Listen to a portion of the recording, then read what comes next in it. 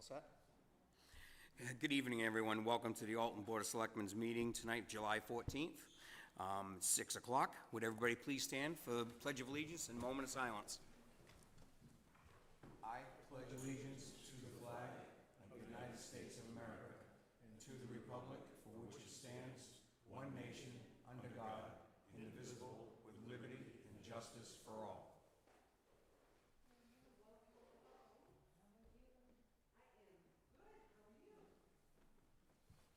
Thank you.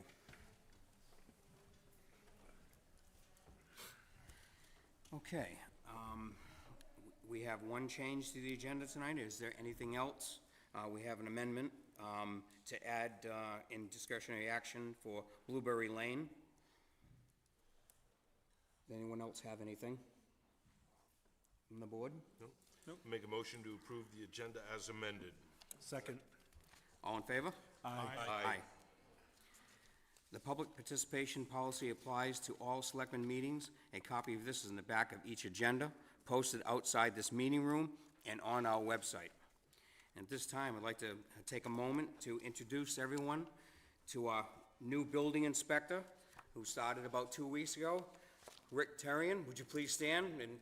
And this is our new building inspector. Welcome. Thank you. Okay, and we'll open to public input on agenda items only for 3 minutes. Anyone?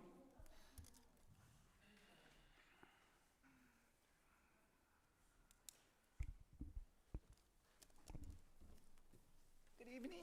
I just want to quickly address the Board of Selectmen relative to the plane landing situation, but also more broadly on the website. It says, Excuse me, Jill, you should announce your name. I'm sorry, thank you. Jill Hauser, citizen at large in Alton.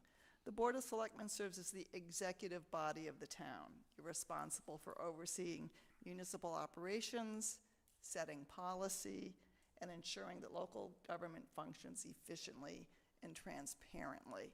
What I'm addressing briefly is, again, the communication between the board and the people that live and work and play in Alton. As issues that come up that have considerable impact on the town and the public at large, I am still struggling to find efficient ways to communicate with you, as well as committee members or chairs of boards, chairs of commissions, and trustees. It's just, again, I'm going to government that functions efficiently and transparently. I'm sure there are better ways to do this. I'm happy to do some research. I'm sure you may be interested, but again, as we address major issues as a town, it gets expensive to have a special town meeting, right, for everything. That there must be intermediate steps to gather information and thoughts to know what's important to people and how do you respond efficiently as a policy-making executive branch. So that's all. Thank you. Thank you. Thanks for the reminder, Drew. Thank you. Anyone else? Hi, I'm Janice Damaris, and I'm here hoping to hear something about the dams, and just to let you all know that I am doggedly prepared to step up and help out in any way to save those dams. And I don't know if you're doing anything with them today, but I wanted to come in here and just let you all know that I'm here to help in any way that I can. I have time, and hope to hear more. Appreciate that very much. Thank you. Okay. Thank you.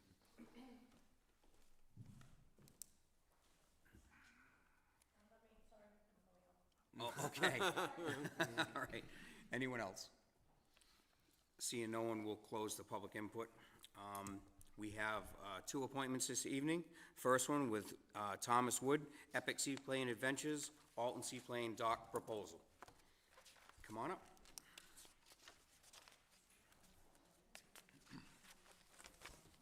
So, it's just an AI rendering of the concept. So it's not accurate, but it's not to scale at all, so just so you have a visual. Just for concept. don't forget to introduce yourself. Thank you. Thanks, sir. Can I get one more? Just for the official file. Thank you. All right. Good evening, members of the board. My name's Thomas Wood, president of Epic Seaplane Adventures. Good evening. I'm here tonight to propose a mutually beneficial long-term partnership with the town of Alton. We are requesting a 10-year capital lease improvement for the waterfront parcel situated between the town beach and Harmony Park to install and operate a premier seaplane dock. This project delivers an undeniable win-win for our community across 3 distinct areas. First, financial sustainability with 0 taxpayer costs. This project represents a net zero cash obligation for the town. Epic Seaplane Adventures will fully fund the entire capital expenditure, and in lieu of cash lease payments, this private investment will be credited over the 120-month term. At the end of the term, handing Alton a valuable permanent asset, absolutely no cost to its residents. As an exclusive commercial operator at this dock, Epic Seaplane Adventures will offer premium scenic air tours and regional New England charter flights, drawing high-end spending tourists directly into the Alton Bay Business District to support our local restaurants, retail storefronts, and lodging. Secondly, safety, operations, and traffic realities. Let's begin with what Alton already does better than anyone else. That's aviation. This town completely embraces its unique aviation identity, hosting the country's only FAA-approved ice runway. Our proposal simply expands that incredible aviation heritage into a permanent, vibrant, 4-season attraction. To put any summertime traffic concerns into clear perspective, seaplane pilots make up a mere 2% of the total pilot population. Seaplane traffic will be a mere fraction of what the ice runway would be. Furthermore, Alton Bay is a legally designated seaplane base, yet it currently features 0 public infrastructure for aircraft to tie up. This dock would fix that. It creates a safe haven, eliminating random shore docking attempts, which we all have tried to see aircraft out there trying to get into a place where there is none. It also establishes a dedicated zone for aviation, keeping seaplanes entirely away from the fish and game dock, resolving long-standing friction for seaplane pilots. For the public record, any concerns regarding seaplane noise, safety, water operations, that all falls under the exclusive jurisdiction of the state and has been thoroughly litigated. I welcome people to seek out the New Hampshire Department of Safety Bureau of Hearings order dated September 6th, 2022. It is a very robust document, and I welcome anybody with any kind of concerns to thoroughly read that. By keeping our focus strictly on land management, I would appreciate, we can ensure that while Epic Seaplane Adventures would retain a commercial berth to protect our private investment, the remaining slips will be completely free and open to the public for transient recreational pilots. Thirdly, the historical preservation of this spot. This project restores a visible summertime seaplane presence to the exact geographic birthplace of Alton's aviation heritage. By working together, we can seamlessly extend Alton's historic aviation success into a safe, prosperous summer tradition that honors our past while proudly serving the community all year long. Thank you, and I welcome your logistical questions regarding anything you have. Thank you. This is a concept photo made by AI. It is amazing what you can do just for concept. The constraints of the dock will be governed by DES permitting. So I would try to be aggressive with them or work together with them to maximize the space for the most potential that we could gain. But ultimately, it would probably be, Have you gone to DES already to? I have not. You haven't gone that far No, yet? You I haven't have gone not that- done anything along those lines. This is just a concept, putting it out there.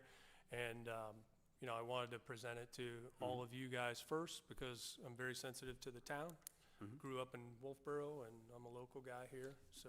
Do you operate commercially out of Tuftonboro or Laconia now? So we do have a very small, you know, similar to like what you have is certified in the town here, just a landing area. But we do rides out of various spots. We take reservations over at Laconia. We'll do it at 19 Mile Bay. In Tuftonboro, we'll pick people up at Lake Ossipee. And then we do on-demand as well. We also have a charter business where we can do point-to-point type flying. So I'm just giving you one example. If you had a businessman who needed to catch an early flight down in Boston, you could get him there really quickly, you know, by taking off and landing down there, do a dockside service. So we offer a premium waterfront charter as well. Have you given any thought to any other location in the bay other than near Harmony Park? I'm open to any suggestions or anything that would be logistically feasible. What I really like about this spot, I don't know if anybody has paid attention to the area, but we successfully operated out of Weirs Beach Pier. And one of the safety concerns as an operator of a seaplane was that we were outside the no-wake zone. Yeah. And the airplane was safe to take off and land on the water, especially, you know, given the amount of traffic over there. We operated all season with no incidents or anything, but it wasn't the boaters, it was the boat wakes. When we were at the dock, it would just slam the airplane over and over. But this area is obviously inside the no-wake zone, and that is preferred. So it would be ideal. And plus, right on the road where it's highly visible, and anybody sitting across the bay would look across and go, hey, there's an airplane over there. Now, this design, kind of an L shape, would be designed to accommodate at least two? At least. At least two. I mean, I would say yes. So the ideal part, I mean, in an ideal world, a U-shaped dock would be great, but again, it goes back to DES. They don't like to, you know, you can operate from a straight pier as well, as long as there's no high dock posts threatening the aircraft. But yeah, in an ideal world, it's better because you can walk out and push the airplane and rotate it and push it off. No, I understand. Yeah. Do you have any measurements on the area between Harmony Park where you anticipate or would hope to put this as it stands now? How much shore frontage is there? I would have to get on Google Maps, but it is significant. I think it's over 150 feet right there. I don't know that I would need all of that space, but I would say that anybody having concerns about a seaplane right up next to the swim rope at the beach or anything like that,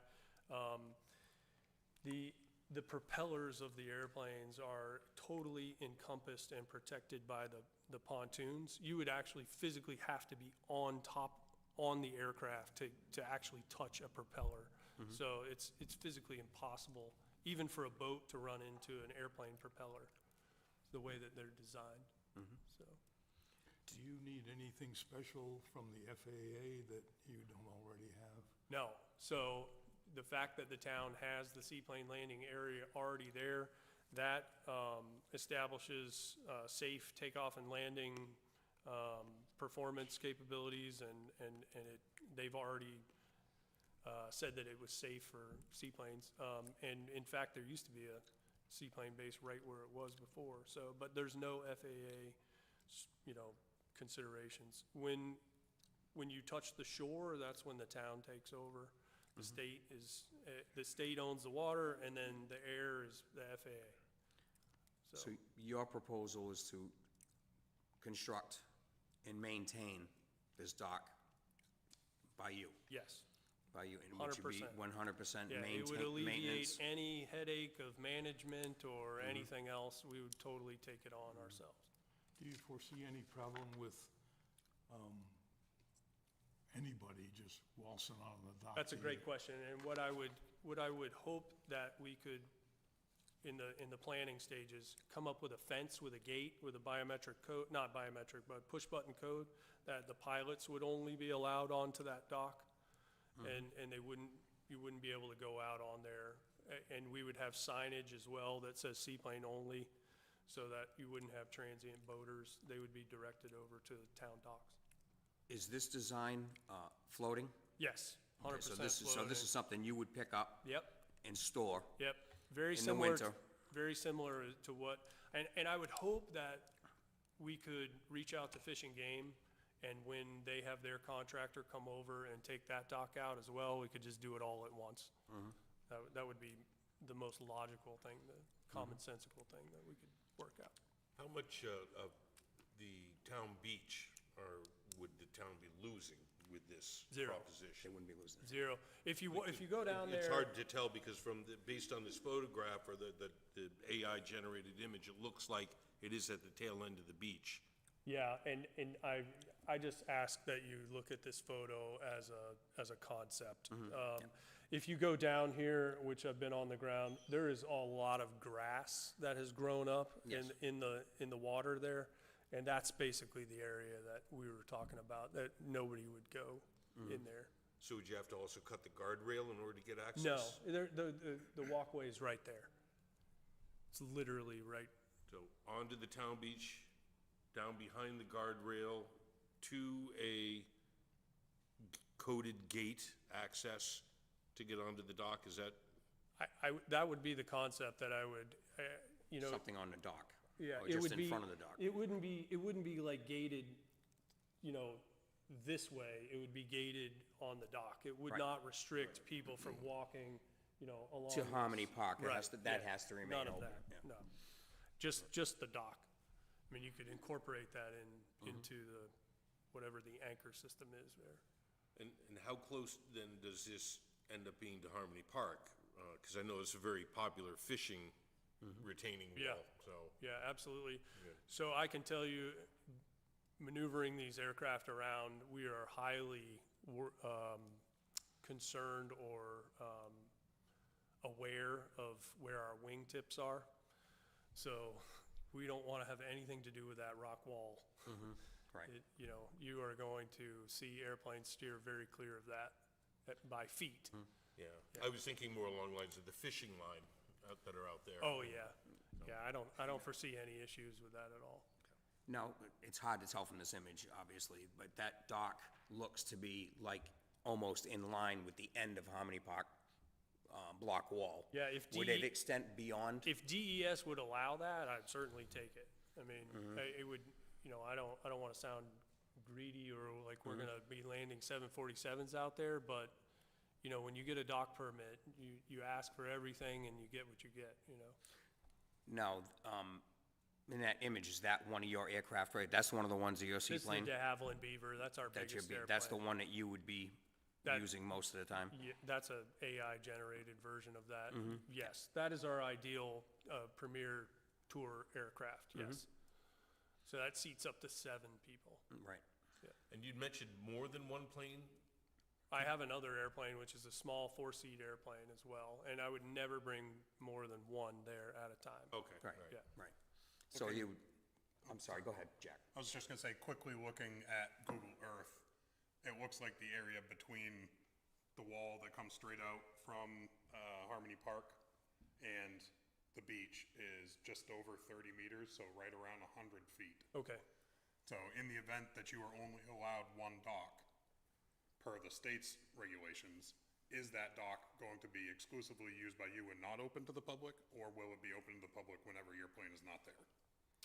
so what I would ask is that, we would have, I would anticipate a certain schedule of, that we would come there and do rides. We typically do regional hopping around. We don't sit at a dock and wait. We do a reservation process. Right. So if we have bookings, what I would have to worry about, and that would alleviate you guys from getting phone calls. That's why I asked to, be in charge or manage the dock, is that, if there are airplanes there, that it's not your problem, it's my problem. I'm just looking at the idea that, this is to serve the community as well as your business. Yes, absolutely. So if there's only one dock, it's only serving you, it's not serving the community any more than people taking flights with your business that serves you. Yeah, no, I understand what you're saying. I would ensure that the dock has at least 2 spaces Okay. for aircraft. And One would always be exclusively, open as well. One exclusively for Which would our probably- That use. sounds reasonable. which would probably require signage. Yes, That would be absolutely. exclusively for your use. Yes. And your use only. Yeah. The other space that's available would be for, open to the public. And I'm a common sense kind of guy. Like, if I had my phone number on that sign that said, hey, this is Epic Seaplane Adventures, if you want to use this spot, Yeah. call me. And if they said, hey, are you coming in? I'm going to be here for 2 hours, I'd be Yeah. like, go ahead. Yeah. So, I'm, You don't feel as though you have to contact Concord? the state, And that for, the aviation office in Concord about the commercial usage part Oh. end of it? I would have to make sure that the Alton Bay Ice Runway seaplane base was classified as commercial Commercials. use. Yeah. Would you have any restriction on hours of operation? It's definitely daytime only. No lights. Yeah, there is no nighttime operation with seaplanes. I mean, you could get into exceptions, but that's not gonna happen with our commercial operation. What would be your span that you think it would be most, that you would be in the fall? 100%, I mean, Yeah, I would imagine during the foliage season We do is a when lot of you're that. gonna be the busiest. we do a lot of that. Yeah. We have partnerships around, we're with, the Lake Estate on Winnisquam, we have a contract with them, we have, an exclusive country club on the lake as well that invites us to come and work with them. But, I would say that our business picks up extremely during the October month for foliage season. Okay. Now, if you're also doing this, where are people gonna park, right, so you got customers that wanna take off from here, where are they gonna park? I would anticipate and I'm certainly trying to answer this as best as I can, but it would be the same places like beachgoers, fishermen, there's a public restroom right across the street. And, I mean, we're not talking, I'm not loading up 50 people, right? No, I'm only but you loading could up be like getting, 7. Yeah, you could be right. getting backed up and Yes, having 100%. a couple, 3 vehicles. Yes, you could.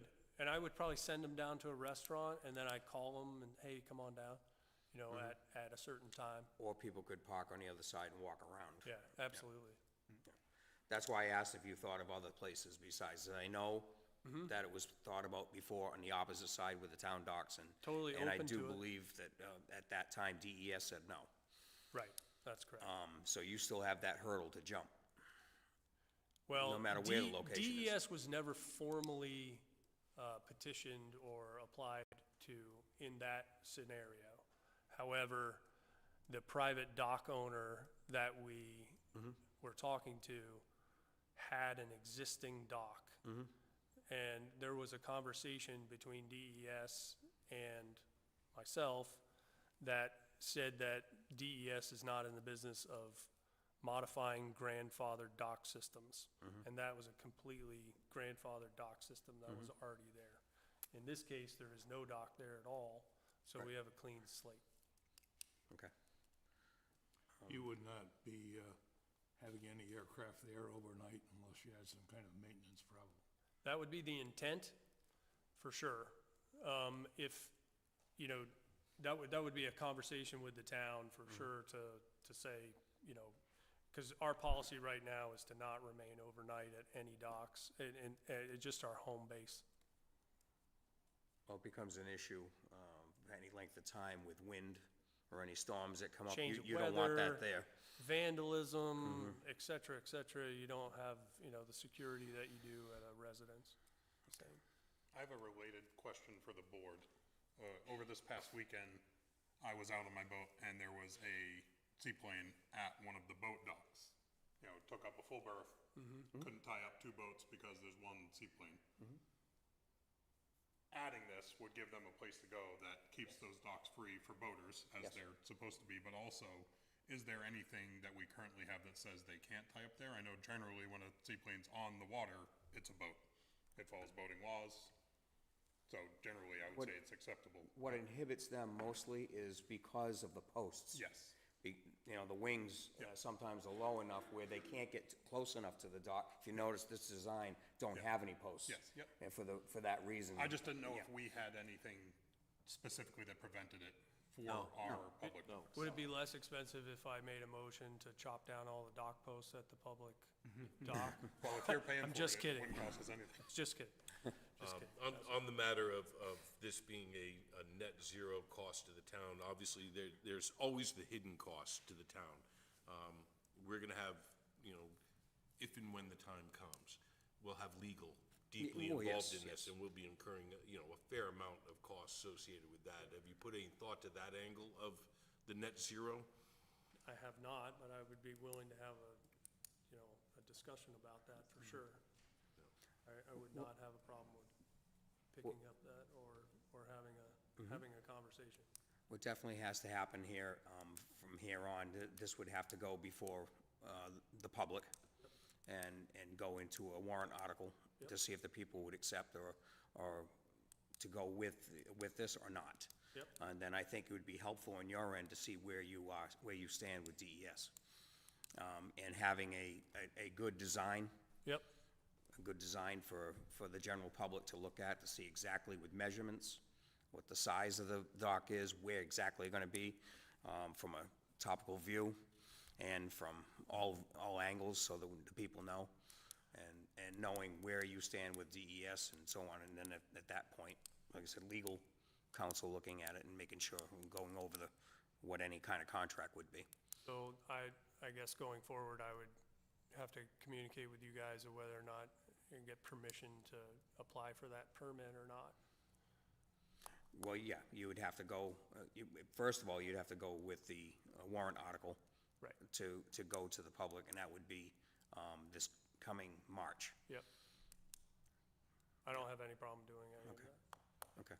And getting as much information prepared as most as you can for any questions the public would have or anything like that. Yep. To vote on it, Sure, and so there's all doubt and question taken out of it. yeah, The equation. 100%. I just really think that, and you were keen on this, is that it is very awkward to bring an airplane to a public boat dock. And it is. I think that the Fish and Game floating dock is a magnet for a seaplane. It is ideal, and you It is, you I know brought that. up the example of an airplane driving up into a parking lot, which, you know, that is also something that Fish and Game probably doesn't want to have anything to do with either, as from a legal liability standpoint. So this basically gives a magnet, a safe haven for a place for seaplanes to go. And everyone does pretty much know that back in the history, the Downing's Landing was part of the seaplane base, and they did rides out of Downing's Landing when it was way back. And at one point, everyone still can remember, up until about 15 years ago, before the wall was built, when the water level was down and nobody was using the beach, seaplanes would come in and beach. Right. Onto the beach at that point. It'd be one or two Right. at a time that would come in the fall, in that same area. Yeah, and, you know, this isn't something that's going to attract hundreds of seaplanes or operators or anything else. There is a reason why that you see seaplane operations dying away, right? And it's No becau- access. There's no access, there's no money in it, there's no, you know, I'm not in the business of flying seaplanes and making money, I'm in the business of making smiles. Yeah. So people have a lot of fun doing what we're doing, and I think it would be an awesome thing for this town. It Okay. is an amazing opportunity, and I appreciate your time. Well, thank you. Thank you very much. Thank you for your presentation, and we'll keep in touch. Okay. Thank you. very much. Okay. You guys want this? Yes, Yeah, may actually, as well. Be helpful? I Sure. think Yeah, we'll, keep it right here. yeah, Sure. yeah, we'll let, maybe after the meeting, people. Put it on a table out there, or something, yeah. But this is good. Okay, moving along to Peter Bolster, walking bike route on Route 11. Come on up. I have a friend with me, Mike Julinas. He's the head of the Merry Meeting Snowmobile Club out of New Durham, and he's going to kind of give you a little bit of an idea of what they're doing right now as a part of the extension of what is. Give us your names, Yeah, please. please. Peter Both Bolster. names, Your name. both your names, please. Mike Julinas, And you. yes. It's all right. Go I'm ahead. representing, basically representing the Rotary Club. And Rotary Club has decided to try to be involved in promoting this project. There may be some money the Rotary Club will be able to contribute to it. Hopefully, this project, as a part of a longer trail that now goes all the way from downtown Rochester, basically up to Farmington Village, is a combination snowmobile trail and bicycle trail. Farmington's doing quite a bit of work at improving their part of the trail to make it more, putting crushed limestone down and make it much more bike-friendly. As all of you know, the bike trails are becoming very, very common in many towns. In New Hampshire now, there's a lot of bike trails that are being developed, long trails and shorter trails. The people with the New Hampshire Bike Hike Organization are very excited about trying to find connectivity between these trails so that you have a trail that goes a distance and goes from point to point instead of just small trails. The advantage of the bike trails is you can bike on any road. The law says that a bike has the right to the entire lane of the road. That is the law. I would say that that's not a good idea to do, and therefore most bikers try to stay over as far as they can. Some roads have very little breakdown lane, and that makes it very difficult. The ideal thing is for people of all ages, children, youth, families, is to have a trail that's off the road where you can enjoy a good afternoon of exercise, and it improves public health. There's a trail in Wolfboro that some of you may be acquainted with that follows the rail line. Unfortunately, I love the trail, but the rails are a menace because riding a bike and trying to cross those rails and this sort of thing, a lot of people have fallen and that sort of thing. The advantage we have here, and the reason the people from the bike hike, when I talked to them and I explained what we had, they said, wow, this is ideal. You don't have any rails we have to take up, and you get a 99-foot right-of-way that's owned by the Transportation Department that goes down Route 11. And I've checked it out to roughly, and from the edge of the blacktop to the edge of where the Transportation Department owns is probably about 30 feet of unused land from the breakdown lane over to the edge of the private property. And so consequently, we've got a situation which is the ideal place to do very inexpensively, be able to put in a bike path.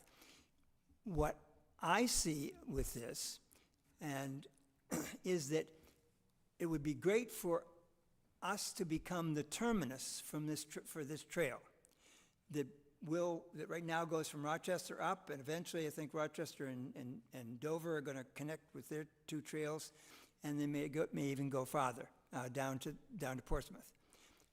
It would be, and it's kind of interesting that I'm talking about a new transportation thing that would be available to Alton, and the fellow that was just sitting here is talking about a very different kind of thing. But these are the kinds of things that really make it so that there's a reason why people would want to move to Alton or come here on vacation, is because if they like to bike, there would be a nice, safe biking setup for them to bike.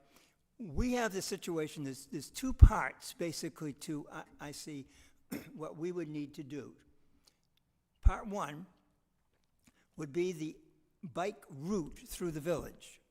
Now, the bike route would not necessarily be completely a bike trail. We already have a bike trail, the John Racine Trail, that comes up through here, that was put in along the old right-of-way that the town owned back, maybe 10 years ago or more, or longer. And so that is there. We would just have to be able to get people from that trail down School Street, down to the fire station, and across, and have a crossing, have those, a couple of crossing lights there on 140. And I understand from the transportation fellow, the Division of Public Works fellow, is they have a number of those crossing lights that they haven't put into place yet, that were bought by a grant a few years ago. And so in a lot of the bike paths that I've been on, especially the Eastern Rail Trail in Biddeford and Saco, part of that trail basically goes through town, and it has share the road signs, and it has those signs if you have to cross a road, you press a button and you go across. So going through town down to Little Fenway, and then there is already a trail basically on the one side of Little Fenway that goes over to River Lake Road, and you can get to the bay that way. And that would be, again, probably through those areas, it would be put up signs, share the road. And my wife and I do an awful lot of biking on town roads. We have e-bikes, and a lot of the thing is that the e-bike is making it possible for a lot of people in their older age to get a lot of good exercise. And we ride on town roads and find it very safe because people are going fairly slow. There isn't a lot of traffic, but a lot of people wouldn't want to do that. And it is so much more relaxing, too, to ride on a trail because you don't have to worry about cars going by at 50 miles an hour, how close are they going to be to you or something like that. So what we're asking of the selectmen is basically even a verbal approval from you for us to continue looking at pulling together the people that would help to make this thing possible, and coming up with whatever funding might be necessary and this sort of thing, and then bringing that back to you at a later time for final approval. So what we're looking at now is the first step along the line, because we need to know that you think this is a good idea. We've talked with I've had a couple of conversations with people from Recreation, the Parks and Rec Committee, and the Division of Public Works fellow, and they're very much in favor. They think this is a great idea. But as having been sat where you have sat in the past, I know one of the big things is that people out there who vote for you want you to keep the taxes down. And is it going to cost us? How much is it going to cost us? Is it going to raise our taxes? I would say a bike trail of this nature, if this was put in place, of having a signage through town, and then the trail to meet the New Durham part of the trail down near the Merry Meeting Court, that would actually reduce taxes, because it would mean that the value, that the attractiveness of Alton from a real estate point of view of people wanting to move here would be improved. This is shown everywhere where bike paths are put in. It's another one of those things that says, hey, what is there to do in Alton? What is it to do if I come here on vacation? What is it to do if I live here? And it would be a very safe place for the joggers who now jog on our town roads, and that's not terribly safe at times, to ride or to go for a walk, any of those things. Now, the snowmobile issue of this, we may be able to work with the snowmobile people and get some funds there. But the problem is, we can't get the snowmobiles through town. The snowmobiles still would have to basically follow Route 22 from Johnson's Restaurant, basically across Route 28 and back of the high school, and then basically to the bay, because it would be impossible to get, because we promised the people when we did the John Racine Trail that there wouldn't be snowmobiles going behind their houses, and that wouldn't be a good idea. So, but I have with me Mike Julinas, who's from New Durham, and he's the, you're the president of the? Trail master. He's the trail master for the Merry Meeting Snowmobile Club. And they're doing quite a bit of work in New Durham right now, and and he's offered to give us all the help that we need in terms of finding grants, in terms of finding volunteer help. He's got some people that have come forward that are very willing to help contractors to do this, so that a lot of that work could be done, similar to what we did with the senior center.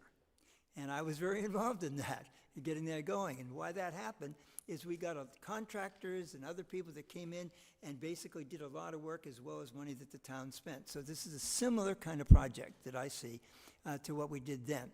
So Mike, I'll ask Mike to just share a little bit about what's going on now in New York. So the snowmobile trail most likely is going to start at the Merry Meeting Trailer Park, go down to Johnson's. The permissions for those had gone away. They were with the Alton Club. New Durham is going to take that over. We are going from a little below Johnson's. This year I actually got $12,000, $14,000, I don't know for sure, but something like that, in grants. We're not putting the finished stuff for a bike, but we're actually going to start leveling the side of Route 11 to keep the snowmobiles further from traffic, and we'll be cleaning up over the years all the way to Quaker Road. That's all DOT. It's actually 110 feet from the center line, almost that whole section. So we got plenty of room to work. The trail's already there. After you hit Quaker Road, it goes on to private property, and it's some steep hills, so they're probably gonna have to look at getting DOT permission to go, and there's 66 feet from the center line of DOT property there, so it could be possible, but you gotta go, you know, that's a whole nother process. And DOT has basically told the trails people and the Bureau of Trails that they are very much on board at working with the trails people to get these trails in, because they think it's a great idea. So it's not something that you'd be, running into obstacles with DOT or the Bureau of Trails of the Parks Department. So this would basically put us in a situation of having something that would even be better than the Wolfboro Trail, because it would be a trail. The trail itself would be probably somewhere around 8 feet of bikeable surface. That makes it so that people can pass each other, and even some people can walk side by side, and you can still pass them and that sort of thing. And it probably never would be a blacktop trail. The ideal trails like this is blacktop, but I prefer basically the crushed limestone actually to the blacktop, because the blacktop tends to, over years, get some bumps in it from roots and stuff that come up and that sort of thing, and that's not as much fun. So, but the crushed limestone makes a wonderful trail, and it can coexist very easily with the snowmobilers, because when the snowmobilers are going over the trail, there's snow on top of the crushed limestone. And also snowmobile people have access to funds that would help to work together. So what I am asking for, and our Rotary Club is asking for, is the kind of a verbal idea from you guys, so that we could go ahead and maybe have an open community meeting in which we'd invite people to come to find out what interest there is from people in the community, and what resources people would want to put to it, and to basically work out some of the details of basically making the trail through the village, the route through the village. It wouldn't be a trail. It might be a trail that has a sign saying, share the road. Or in some cases, they might be allowed to use a sidewalk as an option for, like, for kids or families or that sort of thing, because the sidewalks aren't overcrowded as it is right now. So that's basically where we are, and I'll just turn it over to Mike, and he's got I'll pass it on to you guys. Yeah.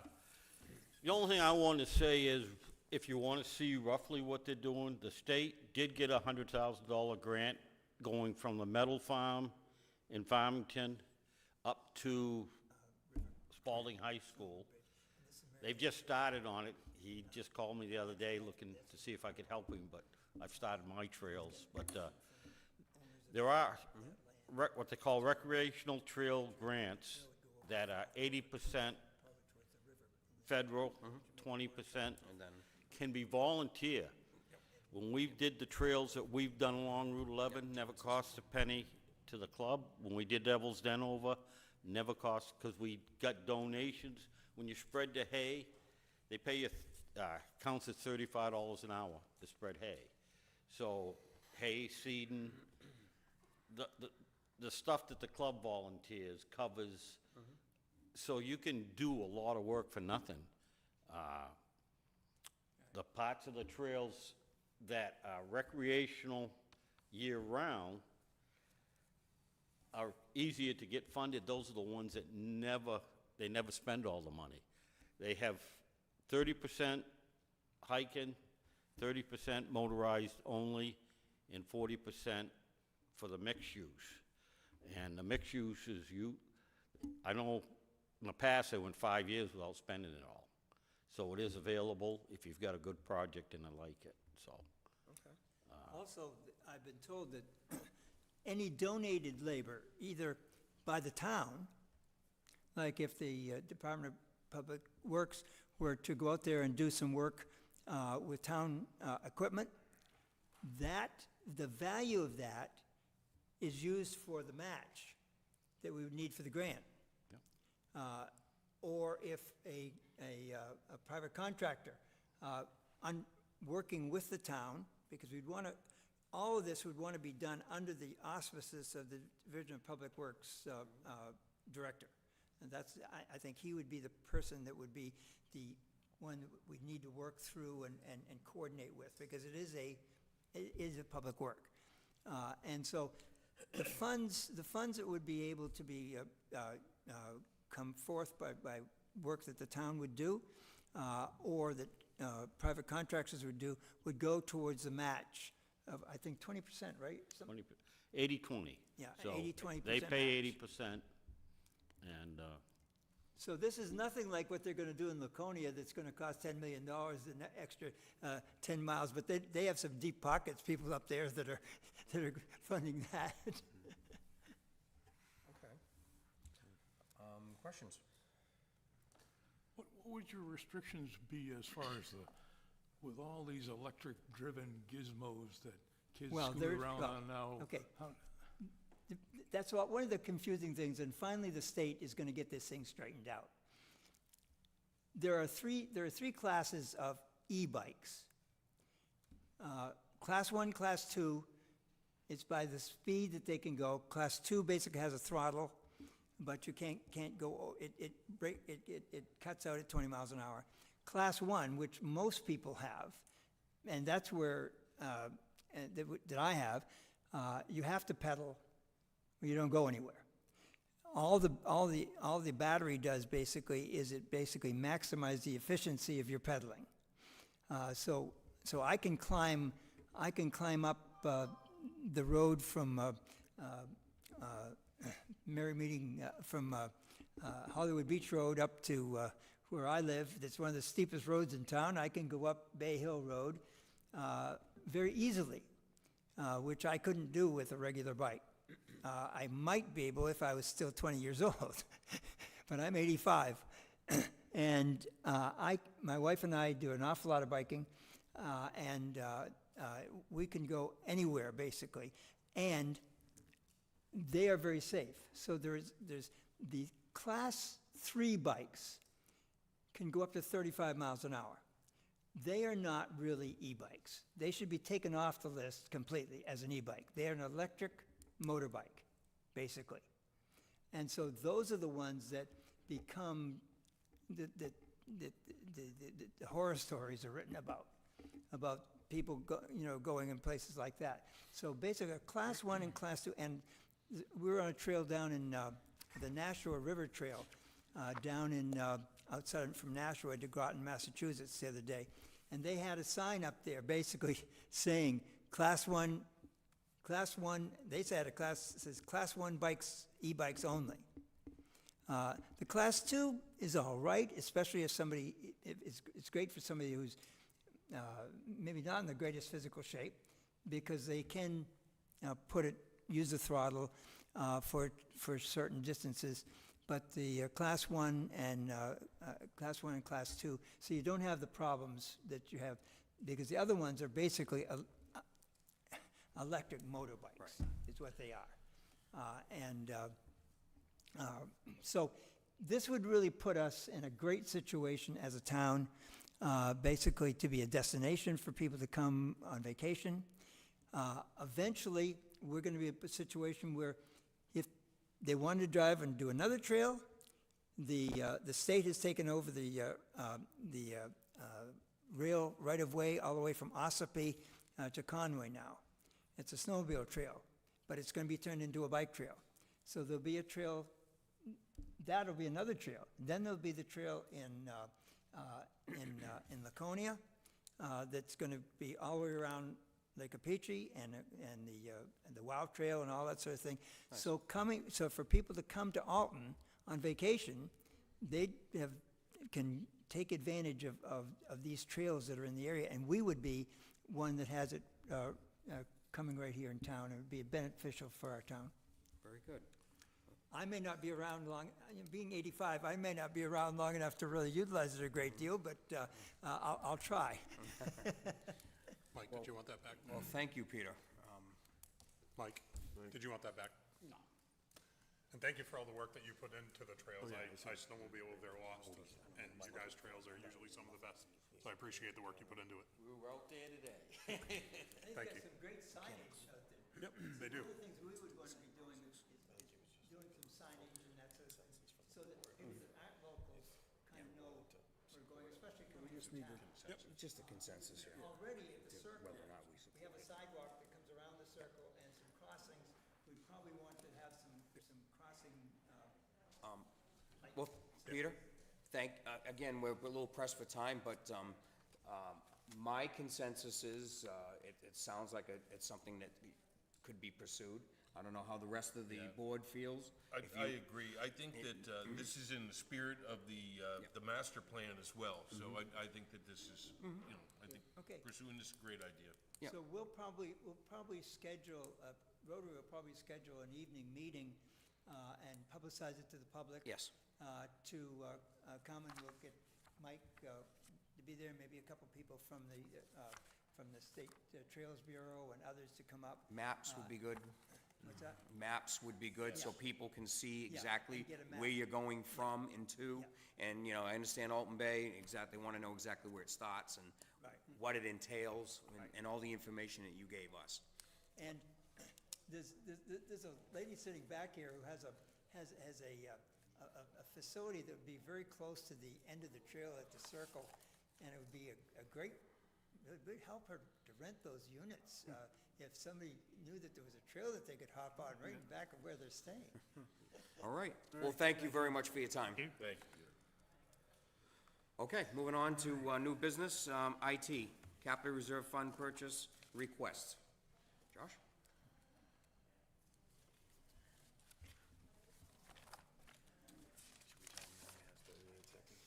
Yeah. Good evening. Good evening. Time up. No, I'm just kidding. There is a revised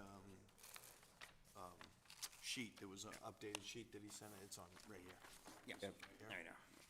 Yeah, I've been bouncing back and forth between the vendor for pricing negotiation and, you know, trying to knock it down a little bit. Basically, the reason that I'm here today, I'd like to do a controlled technology swap, specifically for department heads' use of their technology, as well as some of their like direct helpers. So you're thinking of taking out of your capital reserve for the monies that are needed for the updates? Yes.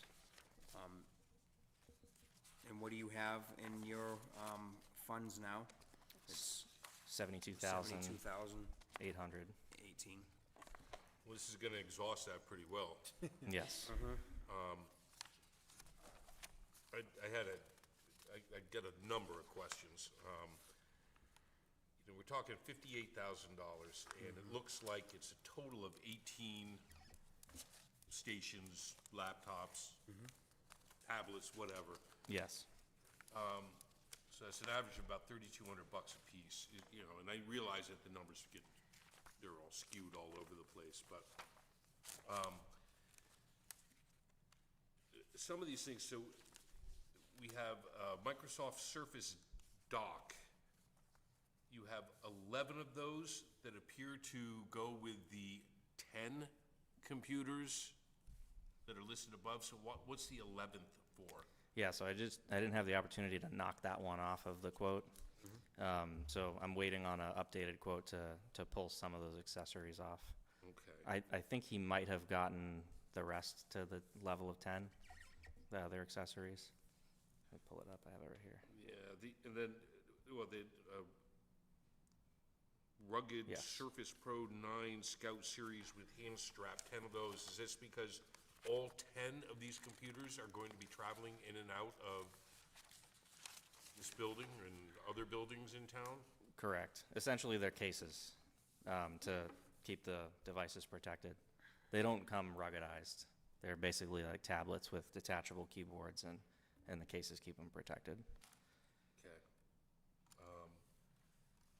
And the Dell Pro Rugged 14 laptop, originally it looked like there were 2, and it's down to 1. The fire department That's cut one out? Yeah, that's correct. I surveyed all of the individuals who would be receiving this equipment to make sure that it was appropriate for their use.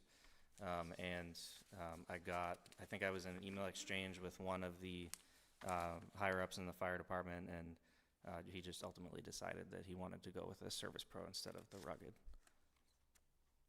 So that actually knocked the cost down a little bit, just a little. And fire department getting 5 desktops. Yes. I'm sorry, police department. Did I say fire? Police Yeah, you department. did. Police department, I'm Police sorry. department. Police department's getting 5 desktops. And then there are 2 more. I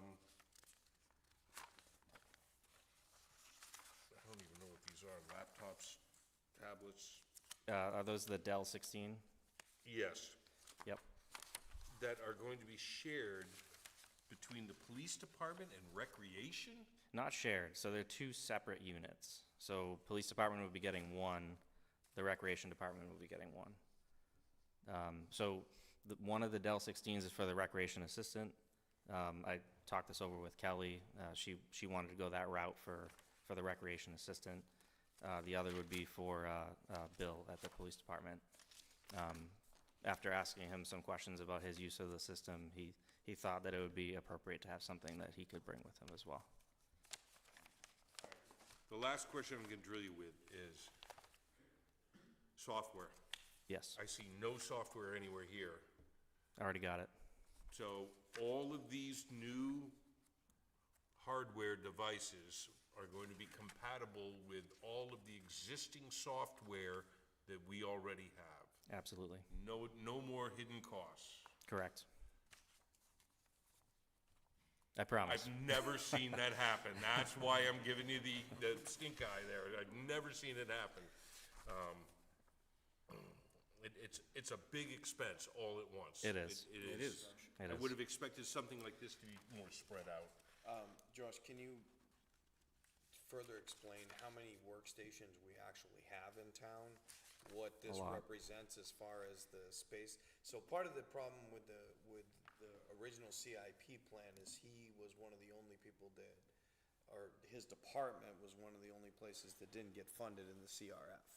So he was supposed to get one more round under CIP to accommodate this swap, this gradual swap. But what this represents, and go ahead, I'm sorry, I don't want to fill everything, but what this represents is actually just a portion of what our workstations, what it would cost to actually, if we don't do this one, this size, we're gonna end up doing it over a course of like 4 or 5 years. That's when we run into problems where obsolete software is. Because if you go out 4 or 5 years, then the operating license or system for the software becomes an issue. But how many, do you know off the top of your head? 75 assets in my system right now. How many? So 75. 75. Yep. And that includes servers. Servers, desktops, laptops, the whole, This represents almost 25% of the, yeah. it's a big chunk.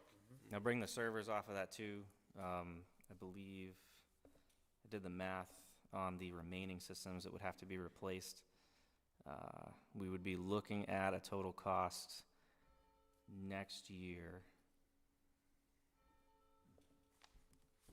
Just make sure I give you the right number.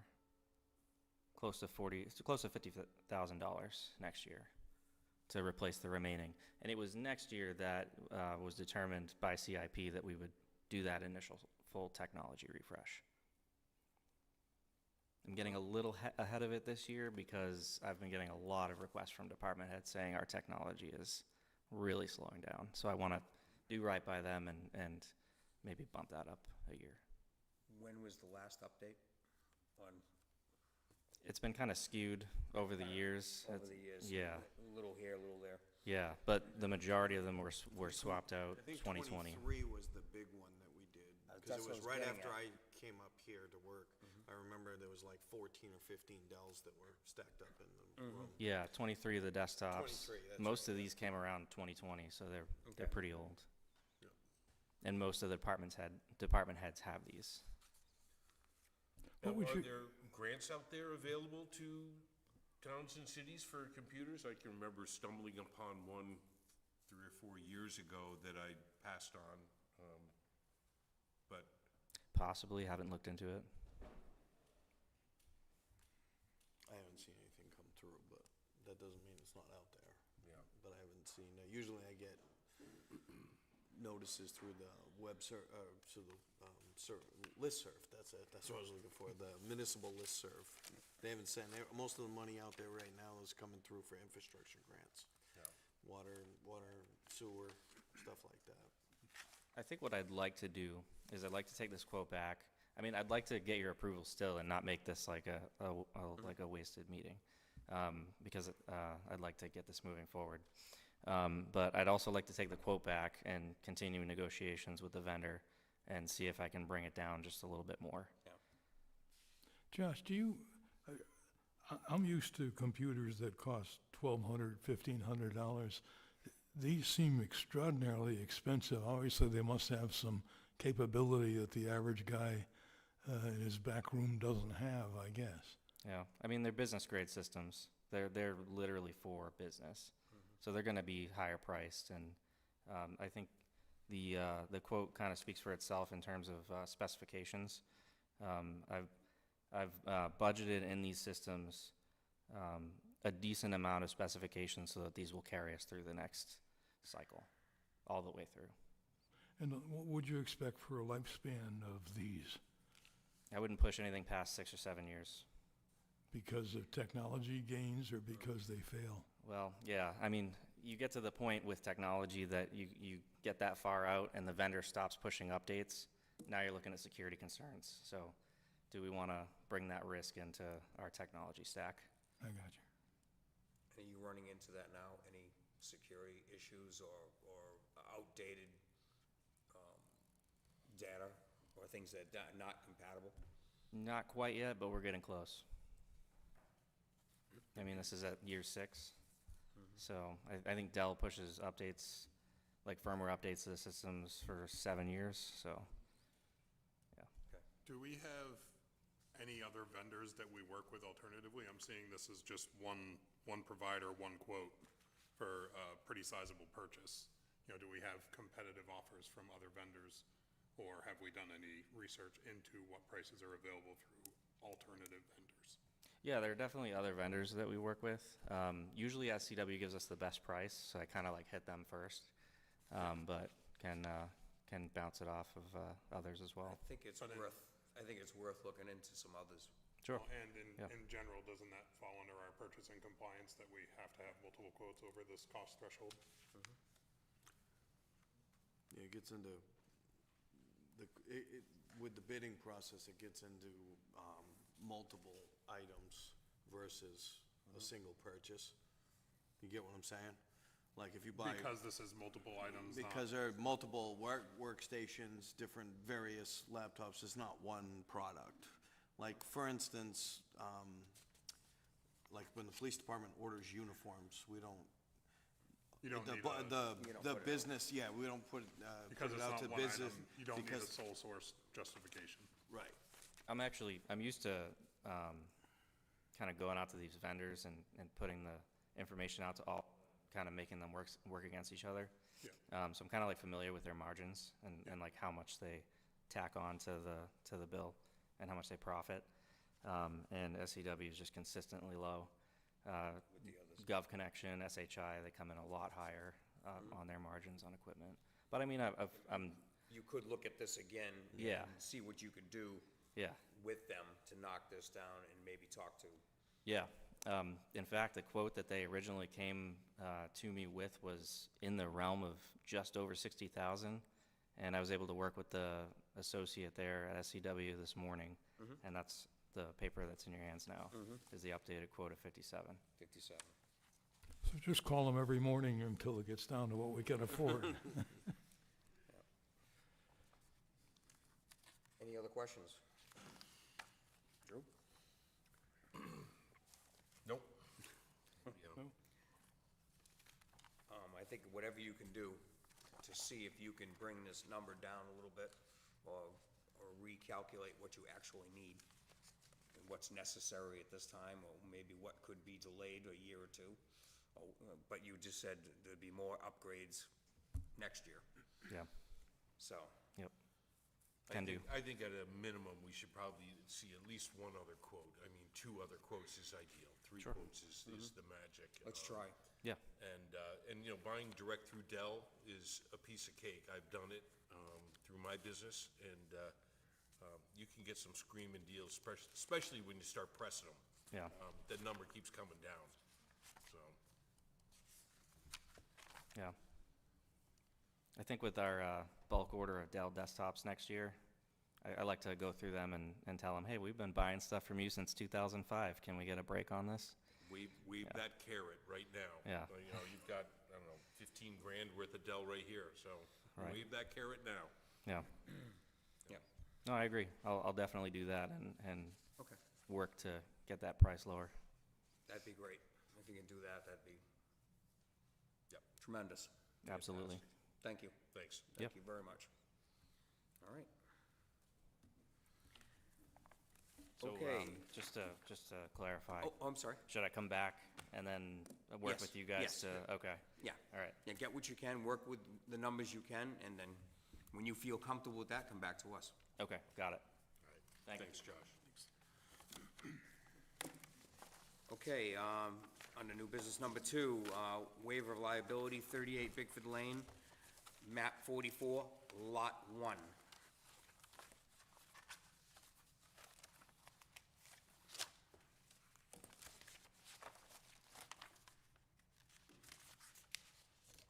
This is kind of more of a standard procedure from the planning department.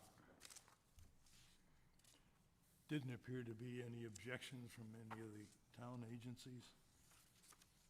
No, this is pretty much, we're standards, they're looking to, for a building permit on a private On road. a- yeah, So a the Class 6 waiver, road. yeah, waiver of liabilities, standard practice for the town, because we don't maintain it.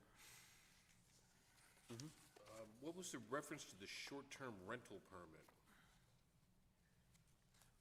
So if people are having if they have a short-term rental at the address, we require, so say somebody has a short-term rental in a cabin, that predates the waiver of liability forms. So when they go to register their short-term rental, as part of the permit process, they're required to execute a waiver of liability because that covers the town for their tenants who are now going to be accessing on a regular basis a non-maintained Class 6 road. Oh, okay. I knew that. Okay. Then why didn't you stop me? I was waiting for you to take a breath. Wait for breath.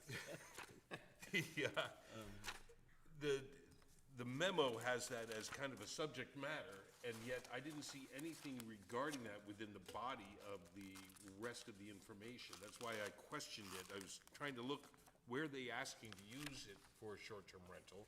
As far as I could tell, they're only asking for a building permit. Unless I missed something. That is what they're asking for. Just the building Just the permit. building permit. Or, actually, no, it's not. It's the short-term rental permit on a private road is what they're looking for. That's actually what they're looking for. So under the second paragraph, it says, the owner has an existing home but needed to go through this process as a requirement for receiving short-term rental permit. So their house is pre-existing, so they're not, but we have been through this with legal, because the RSA that governs the waiver of liability, we wanted to diverge the two processes between a building permit and the short-term rental. But they wouldn't let us diverge the document because it's all governed under the same RSA language. All right, so that's why there's all of the supporting information is relative to the application of a building permit Of a Class 6 road. on a Class 6 road, as opposed to specifically asking for the short-term rental. Yes. Yes. But they will still have to abide by the postings that were required within the ordinance for that short-term rental. Yes. Correct. This is Letting just, people know that they are renting on a road This that is- might not get an ambulance out to it. right, this is Okay. just This is a one waiver of portion- liability. Yeah, one Yeah, no. portion of the criteria. They're still bound by the rest of the application. Correct, Okay. correct. This is strictly obtaining to the road itself Yeah. and a liability of the town on a Class 6 road. Got it. My apologies. No, that's fine. Believe me, we've had some confusions with this form, but unfortunately, until they make some RSA changes, apparently been tough. there's not a lot of options for us.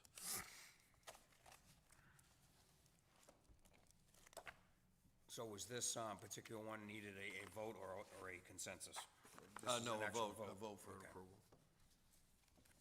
Any other questions? Nope. No, I'll make a motion to grant the,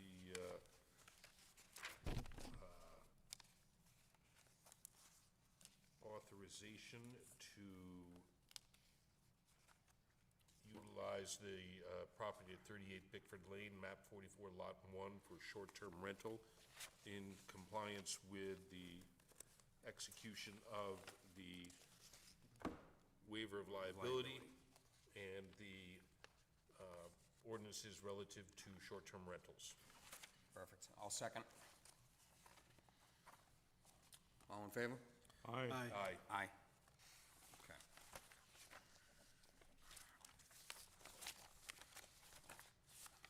Okay, we have another one. Waiver liability on 174 Fort Point Road, map 18, lot 7. Same situation. Same person.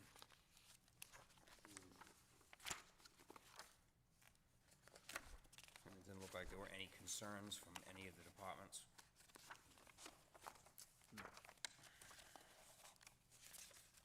If I could just find the other one now. There it is. This is also the same criteria, the short-term rental permit on a private road waiver.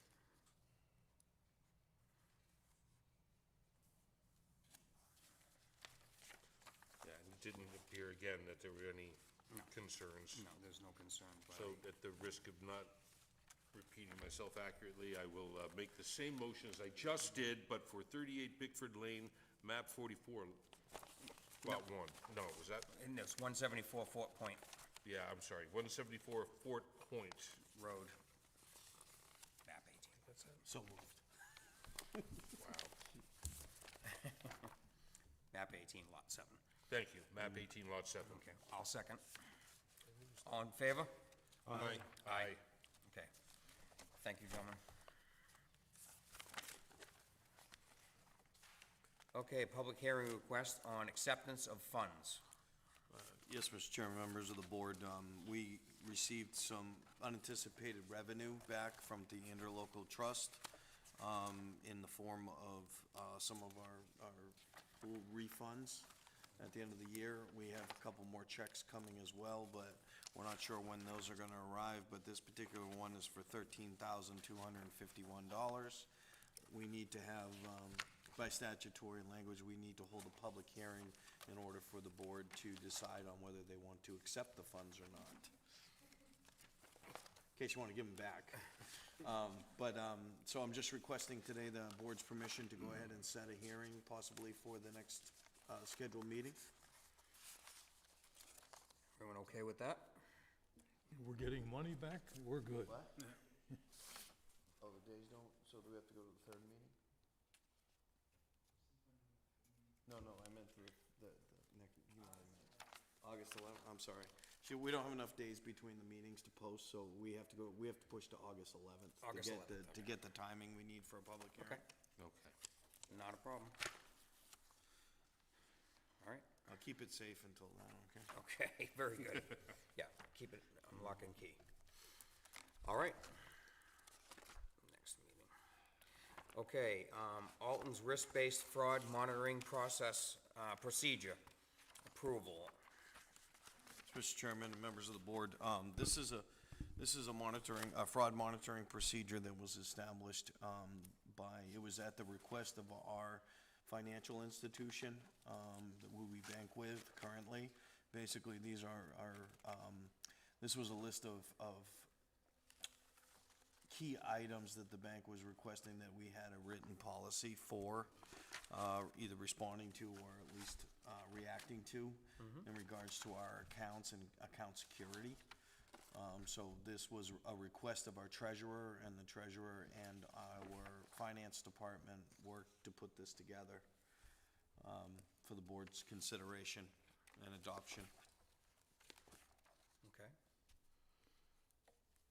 Ryan, should this be run by our town council and our independent auditors, just for their opinion? I know there was some questions with the auditor already. With this, legal, not so much. I can certainly run it by them. I didn't really see anything that I can't imagine any objection. no. But we can certainly put that through the paces. The only thing that kind of grabbed my eye on this was it's like a structured overview rather than an actual policy. Just whistleblower, confidential reporting channels with anti-retaliation protections. How? Who?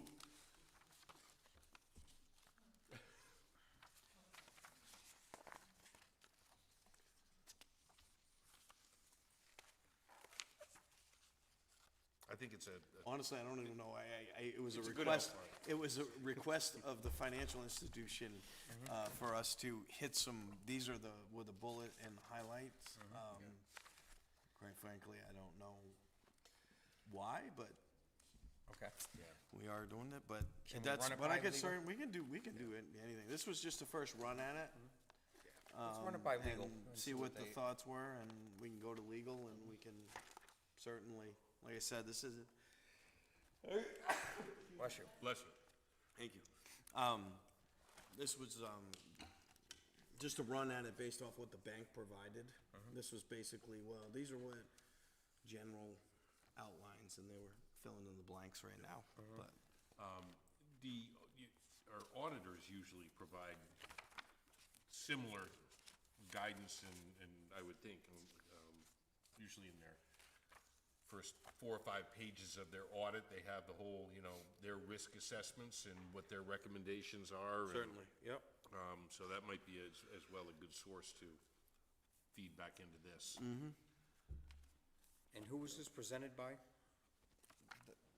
The fraud request, the monitoring? So this was put together at the By- request of the financial agency by our finance department and our treasurer. There's a collaborative effort between those Okay. two.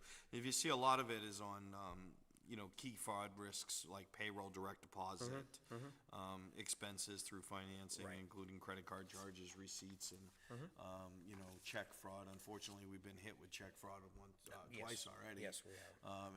In the last, 4 years. Yes.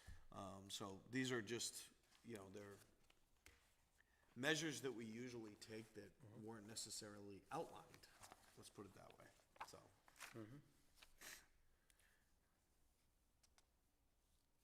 But yes, so I can take these comments back, run it through some paces and bring it back. We haven't had one up to this point now, I think 2 weeks to the next meeting would be fine. That'll be fine? Yes, we can handle that, we can do that. Let's do that, yeah. All right, good. Okay, thank you. Yep. Okay, going back to old business, We got one more. Don't we have new business? No, that's no, on. that's later, Do that that's later. Discretionary. That'll be a little later. Okay, that's, I messed up. Consent agenda. I didn't. You shouldn't be cheating on it. Okay, old business. Town Hall roof bid award.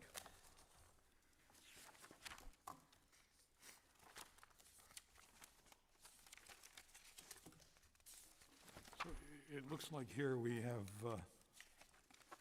if I read it all right, 2 different quotes from Vermont Construction and one from Drew's Affordable Steel Roofing. Is that you, Drew, or is that? That's correct. You gonna recuse yourself from this, Senator? No. We basically, as best as I could tell, we have 3 quotes for 3 different materials. Well, We have a standing seam, asphalt roof. an asphalt, and then we have the Vic West metal shingle, Aye. Which is the one behind which us. is behind us. That's the one that was applied with.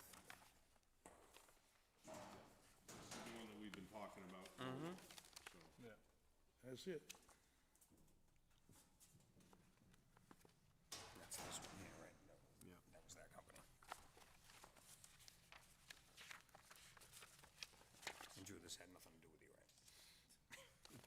Drew, no, I have nothing to do with Drew's Affordable Roofing. Because if I had to roof, it would not be Wouldn't be affordable. affordable. No.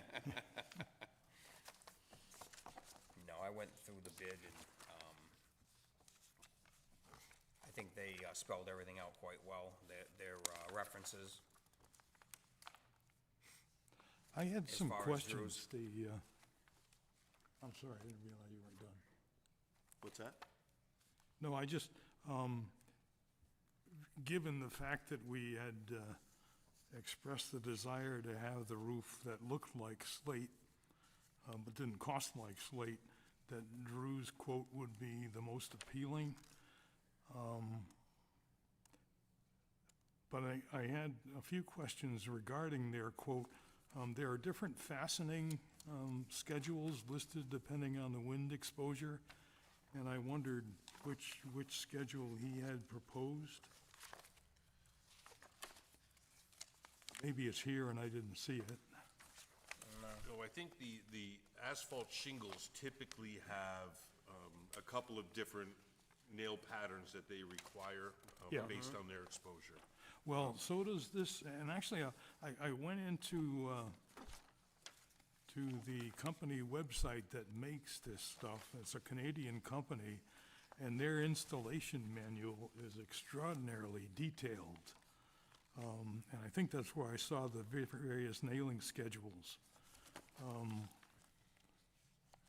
And I think the high wind schedule was 7 screws, the standard schedule was 4 per shingle, if you want to call them shingles. And then they had a super high that was a higher number, like 13. And I think we certainly want to pin down before we award a contract which schedule we would like or which schedule they quoted on.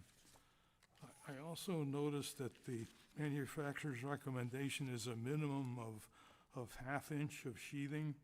And his quote is 7/16, which is a minor difference.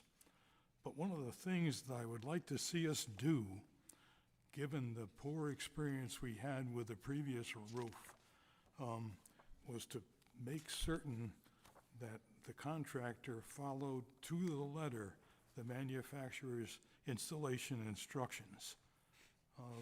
Because I don't think that happened last time, and we ended up shortchanged on the roof in more ways than one. That's the, And given that, you guys probably didn't have a chance to look at this, but if you look at their installation manual, it is extraordinarily well detailed and leaves nothing to chance. And I think that would stand us in good stead to make certain that the contractor's committed to follow that exactly, or if he has exceptions, he lets us know ahead of time what they might be. It's a, excellent point, Richard, I agree with you. Look at which one, He listed a number of semi-local, customers, for recommendation, but I couldn't figure out if any of them, actually did this type of shingle, or if they did other roofing work. And again, maybe it's right there and I don't see it. right. So this is the one. Really? That was on. Okay, With good. sheathing included. So we can certainly. Yeah, it calls it out there, you're right. Am I missing on the Vermont construction quotes where there is a stated warranty for the materials or the work?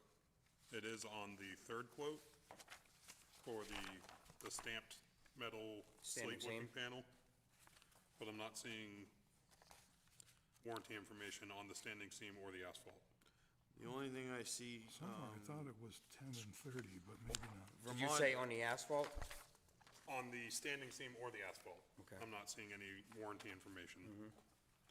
on the asphalt, all I see is, it Didn't see says anything. Ownings Corning Berkshire Slate Style Shingles. Oh. And it says lifetime 10-year. material warranty installed with with number 6 nails, 130 mile an hour rated. 10-year warranty on workmanship on, Yeah, I see it there. that's on there for the asphalt. I don't I see see it anything. there for the asphalt now. I don't see it on the No, I don't see it standing on the seam. metal either. No, not on the standing seam.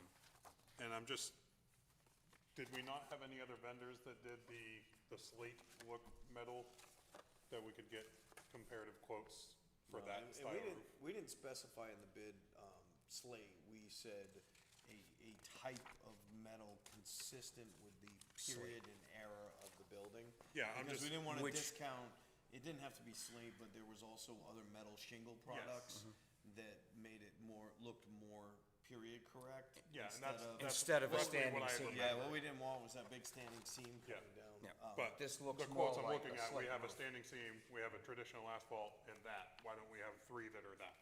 Right, we Because had a that's bunch kind of what we had we- talked about wanting to do. Right, but we just didn't have anybody that put in we had several calls, people that asked to show up or to look at the roof. Okay, We had several calls, and in the end, when the bid closed, we only received 2 companies that submitted with 3 different style bids. okay. But we were open, it was over 30 days, I think it was almost 45 days. Okay. And that's just, I don't know what the reason for it was, but we didn't get any other, there was probably at least a handful of metal roofing companies that called, inquired, wanted to know, ask questions about the bid, and then also. And asked who else was bidding, I'm sure. I think they were poking around. Oh, yeah. We didn't know who everybody was building, but to be honest with you, I anticipated that we were gonna have 4 or 5 quotes, and when it closed out, and we even waited till, it closed out on a Friday, which we weren't open on a Friday, so we didn't open it until Monday, when all the mail came in. One of them was actually hand dropped off in the mail slot, sealed. So, but we gave it a little extra time and we still didn't get any more. Okay. Richard had asked a question. Oh, Just, sorry.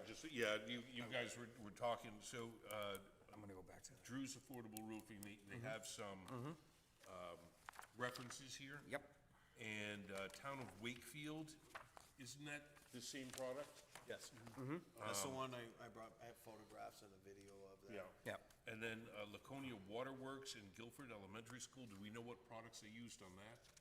I don't, Are we assuming it's these? yeah,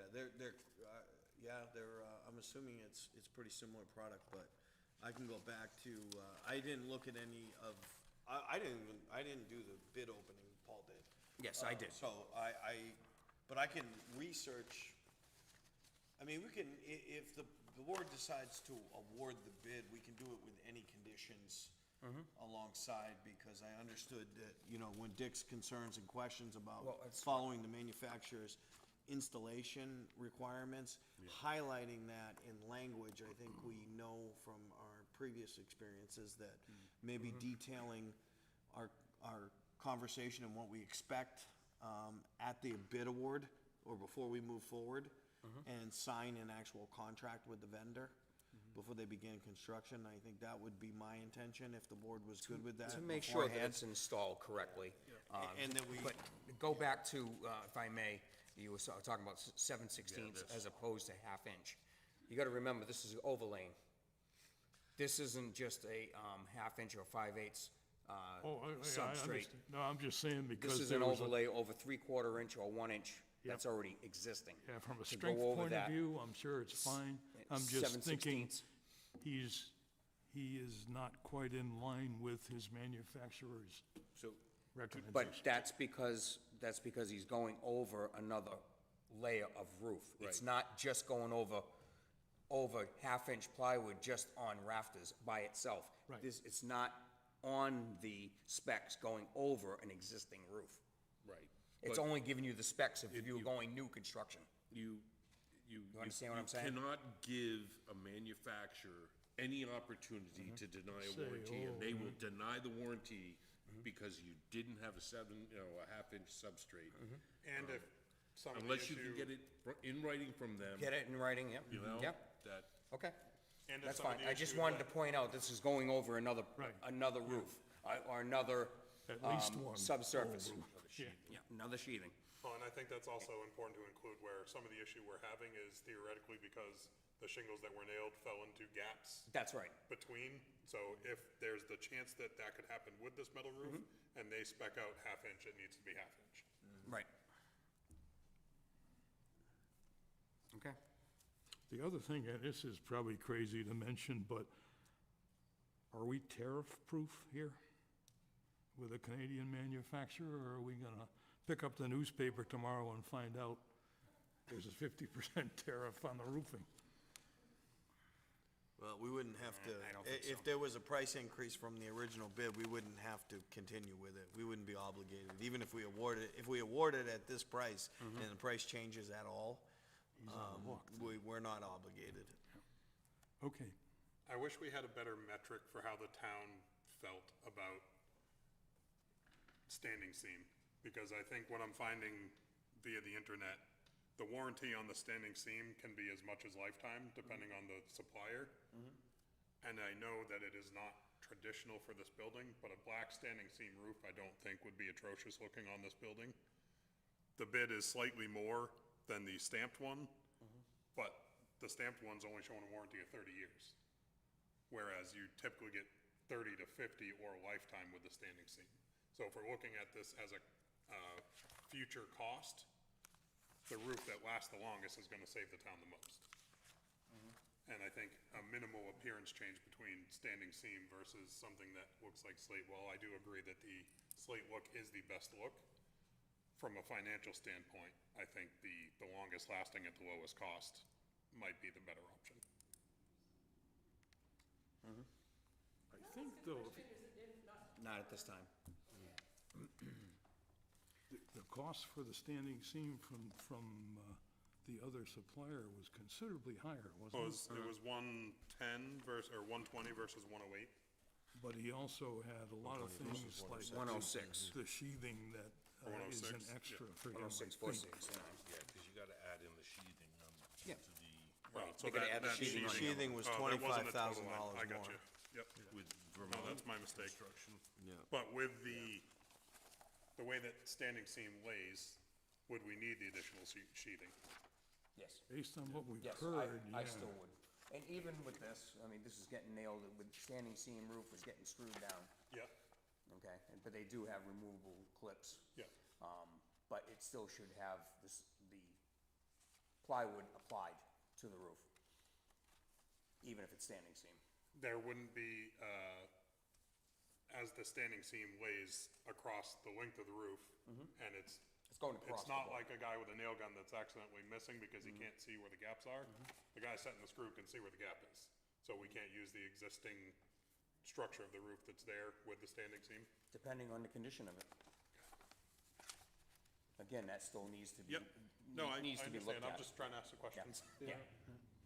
I am not a roofer, so I don't What I know. do like about this system here is the locking system, which our problem here with asphalt shingles was wind. And lifting up shingles and tearing them off. Where this has like a standing seam, which is gonna be vertical, this is horizontal, but they Yes. still interlock. They interlock and get nailed. Yeah, So either way, the metal is the better way to go. Yeah, because we're talking, the single seam was gonna be like 146,000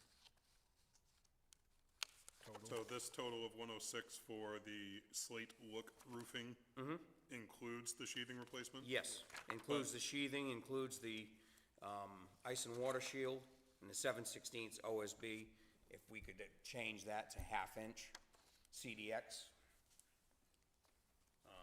to cover the Somewhat more warranty, expensive. we could do that, or mention that to them.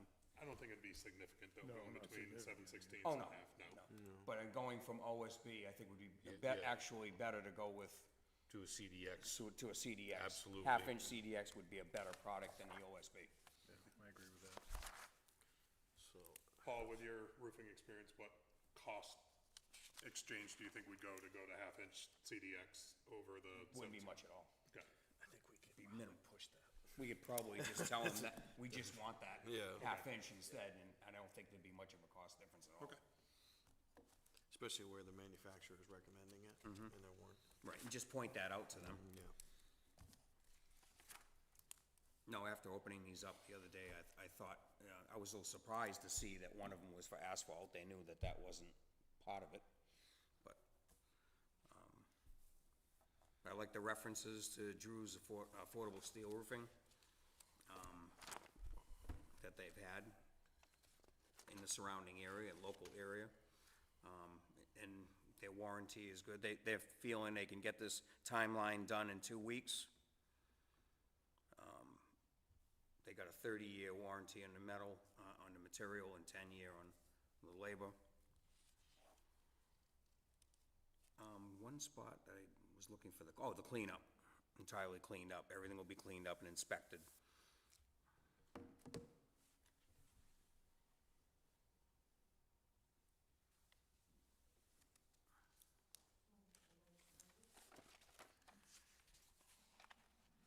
How are you with heights?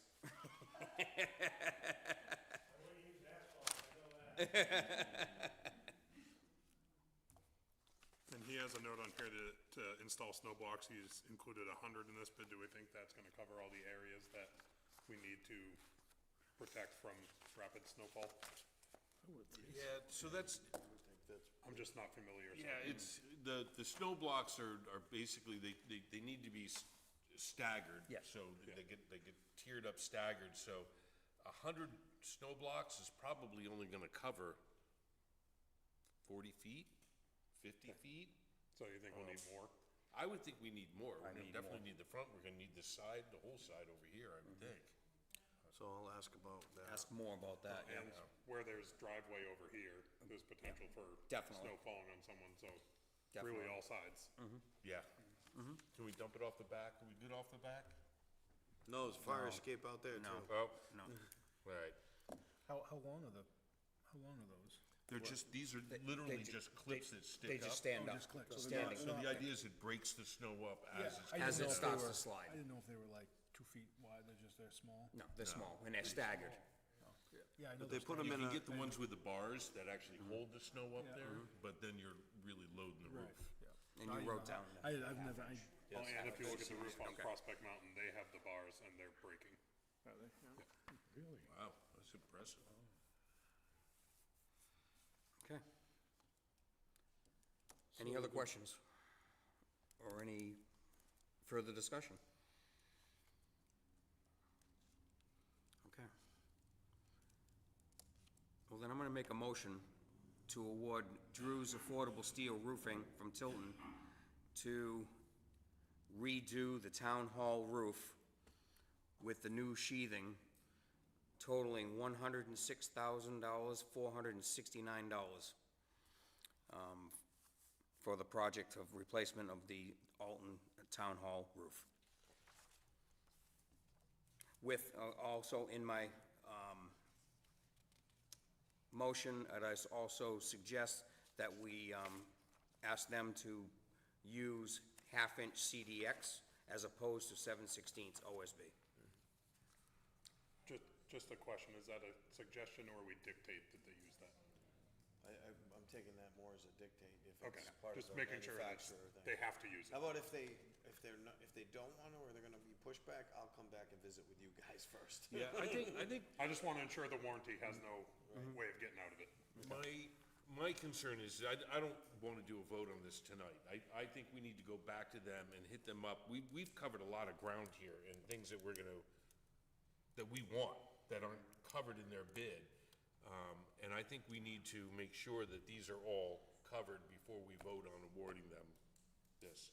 You know, the snow clips, 100 snow clips, we may be talking about 600 or 800 by the time we're done here. It's gonna really change the price. The half-inch CDX over the. 6 or se- 800?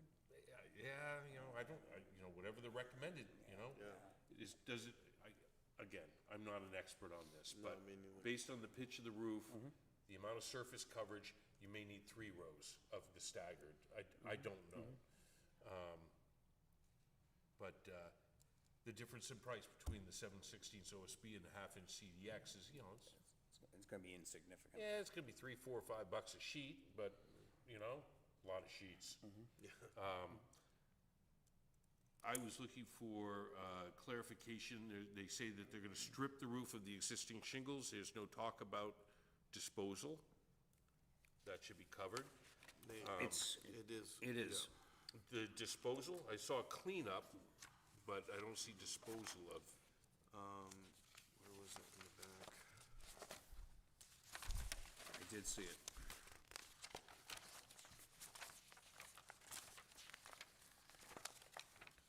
Oh, they're also got a certificate of insurance. One of the things that caught my attention on the Vermont bid was they mentioned that they're gonna have their own porta-lets here. Are we gonna require Drew carry their own porta potties? Or are we gonna let them use the facilities in the building? Oh, no, we can, whatever the board prefers. We I can mean, do I would, porta-johns, yeah. they're roofers. I would prefer they use a porta potty. Which usually standard procedure for all construction sites to have a porta potty supplied for the crew. Yes. So that would be on them, obviously. So I think, I I mean, we think do that needs have, to be spelled we do out. have 2 at the railroad park right here, but I don't know if we wanna bring it. So is that the general consensus? I'll withdraw my motion if that's. the general That's just is that my the consensus of opinion. everyone I else? mean, that's, you know. I feel the same. I'd really love if we could find, you know, whether we have to beat down a door, just find one more person to quote that style roof. No, we can't do that. We can't. Yeah, I don't think we got time to put seek it this out out to bid without- again. How about just more of a clarification on this contract? Yeah. What are they gonna be supplying a dumpster? Will there be dumpsters out front? Are they gonna haul it away? Are they gonna take care of it? What was the cost of that? What the cost of how many more added blocking, and the half-inch plywood? Let's ask for that from this company and get it back on that. And we want to verify that screw pattern for the warranty coverage as well. Yep, So, okay, that's fine. So I will withdraw my motion, okay. and we'll continue this to next meeting. This is where I saw it, and I didn't realize it was in the envelope. It's about the dumpster. Oh, Okay. Because they said. It should be on here. If we want to handle the disposal in the dumpster, I mean, if we wanted to put the dumpsters on, it would save $2,500 off of that price, but it should all been. It should have been said on here, so let's just Not ask them. disposal, that's if we were gonna provide our own dumpsters. Oh. Right. Because we have dumpsters. So let's add that to what we're asking them for the half-inch CDX cost. The blocking, addition of blocking for snow sliding, demolition, material, if they can clarify on it, and nailing pattern. The pattern, in other words, following the guidelines of exactly what needs to be nailed. Oh, I didn't think these were nailed. I thought they were screwed. They're in screwed, through the- they're screwed, Oh, they're screwed. it's- Yeah, they are. They are screwed, yeah. Throwing me off. You can use a nail. No, I don't do All right. heights. Okay. All right, is everybody good with that? All right, I'll go That was back to probably them the and right have a thing to do. conversation and see if we can hammer out some language, something we can actually sign. Yes, I think that'll help a lot. Dick, the paperwork that you were reading off of, do you have that for the manufacturers? I was gonna print it out and it turned out to be 80-some-odd pages. Oh, okay. But it is right on the manufacturer's website in great detail. All right, I'll go look at that. and- Yeah, you'll be and do that impressed, then. I think. Okay. Town administrator report. I got one easy thing for you. So our September 8th meeting is, the state primary. How do you guys feel about pushing to Wednesday, September 9th for that meeting? Because we can't hold the meeting the same night as the state primary. Should be okay, I think, if everybody can make it. So Wednesday would be the 9th? Wednesday Push the it to 9th. Wednesday versus Tuesday night? That's fine. That's all I got. Easy. Well, you sure? Yes. Okay. Give me a minute, I'll think of something. No, that's okay. All right, selectmen reports and questions. Jack? Planning board hasn't met since our last meeting, so I have no updates. Okay. Richard? I missed the last milfoil committee meeting, but we did get excellent news from the state insofar as the amount of milfoil that they found was well within what we can manage with what's budgeted, which is good news for the taxpayer. I also wanted to ask about whether now that we are fully staffed or close to fully staffed at the landfill, if we can begin to take a look at stickers as people come in, not necessarily 100%, but at least on a occasional basis, so people are gonna know that they're required, and maybe we'll encourage some folks that aren't from Alton to not use our landfill. And I also wanted to ask, I've noticed through various meetings that a lot of folks, particularly old guys like me, have a tough time getting out of the seats here because they are so close together, the tables. I wonder if we'd be willing to sacrifice one row of tables. Not pointing any fingers. In terms of, I know it would cost us some capacity, but we rarely have this place anywhere near full. And I've seen a lot of people bang their knees and push and shove and grunt and use some colorful language, and I wonder if we could consider that. Whatever you guys wanna do, we can put the extra, we can pull them to 2 a table versus 3 and just put the extras in the back. Yeah. We still have to have. Or we should do standing room only. The fire chief is here, you don't wanna bring that up. Okay. Yeah, it's just something to think about. Okay, thanks, Richard. I've nothing to report. I was wondering about CIP though, Usually we start by now. But I don't know what. Okay. The new planner starts Monday.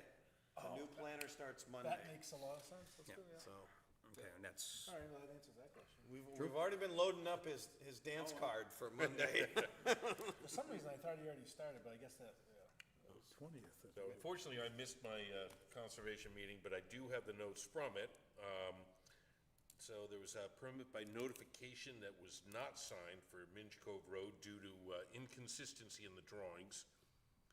A shoreland permit that we commented back that there was a lot of discrepancies within their drawings regarding proposed and existing septics. The water quality testing is ongoing with the coordinations between UNH and Conservation. And the Concom apparently voted to adopt a social media policy, which was put together and seems to be a pretty profound document, so. And that's all available, should be available online by now. It is. okay, Yep, Yeah, they forwarded it along. that's it. that's it. Okay, I have a couple of things. First of all, the zoning board met on July 9th. We had 3 cases, 2 special exceptions that were approved, and a case with a variance and special exception approved. Everything went smoothly, and everything was presented very well. The American Legion had their 250th celebration on the 3rd of July. I want to put a big thank you out to the fire department and the fire chief for sending out the fire apparatus to the American Legion for the children to touch a truck and explanations. They enjoyed it thoroughly, and the police department, the police chief, put a thank you out to him as well for spending some time out there and doing fingerprinting for the kids, and they enjoyed that as well. So that went very well. Also, the American Legion has a time capsule, and they're putting this time capsule together. It's kind of like a Schedule 40 tube, about 3 feet long, all sealed, and they're putting in time capsules. They're looking for suggestions of other things, but they were asking where can they put this? And one of the suggestions was right here at Town Hall, to possibly bury it somewhere in here and to reopen it again in 50 years. Next to the other one. Isn't there one out front already? I don't know. I don't think so. Is there? I believe there is. Is there? 'cause My class puts stuff How in do it. you know that and I don't? I didn't know. I didn't hear it. Yeah. Who put that Where- out there? Oh, is that what it was? Right around the plaque? Okay. Well, maybe if you do some more weed whacking, you'd see the plaque. So it's a thought that they would like to know if that would be a possibility to have another time capsule put in, if there's any objections. It's not very big, it wouldn't have to be very deep, and something that could be put in, and they will be open to suggestions for other things to put in it that can be open in 50 years. So if that's something that's doable, we could let them know that when it's filled and when it's ready, they can have a little ceremony to, maybe have a little help and a couple of people to shovel and bury it and put it in a place. You know exactly where the other one is? It's right underneath the plaque. Okay. So there's still plenty of room, right? That's, like I said, it's not very big. About 3 feet long and 4 inches in diameter.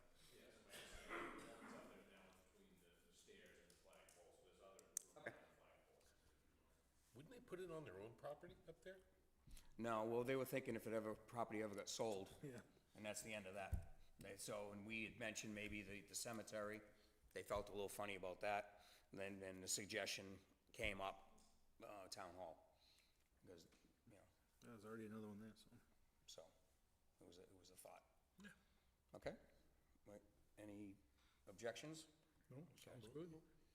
Okay, sorry to be lengthy on this, guys.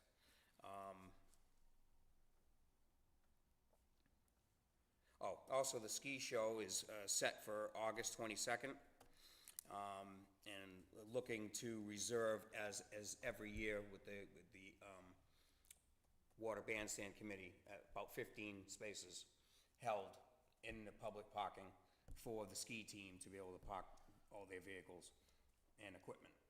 So normally we take about 6 spaces in front of, on Route 11, in front of the community center, we put cones there, and we cone off the section where Shibley's is and the ramp gets shut down for an hour. Yep. All right.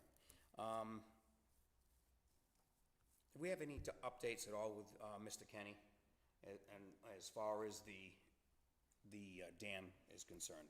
So I haven't gotten any more feedback on the dam or where they're at with it besides the last notice that DES put out delaying everything and agreeing to doing further studies. So they haven't come back with any study results or anything back with that. I will say in conversations that we've had, but also conversations in the community and back and forth, I think the board should seriously consider talking about or even holding a public hearing in the sense of, should we be approaching the state to see if they will surrender the dam to the town? Right. And let the town take it over. And this is where I was going with this as well.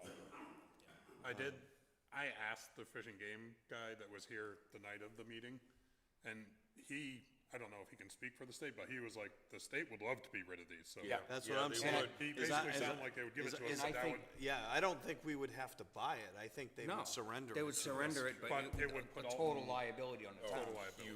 Yeah, but at the same token, we get to say how it goes, and not draw down, anything down at this time, and look at it.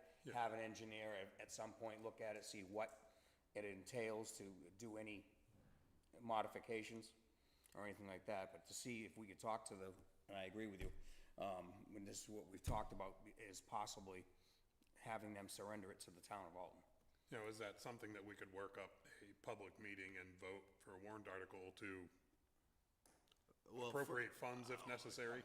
Honestly, I think if they're gonna surrender it to the town, I don't know that it needs to go to public vote, but, at the same time, I don't At want. least have a public hearing on it. Yeah, no, the public hearing, Have a public for hearing. for certain.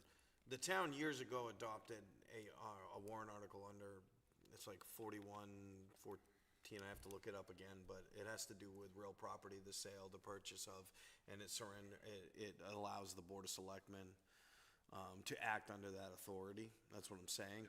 The only reason I'm saying that is because if the state wants to move and they put themselves on these deadlines, when that clock comes up, I'd hate to say that we're not gonna make an answer we're not gonna give them an answer until after March and have them go do whatever they're gonna do and draw it down.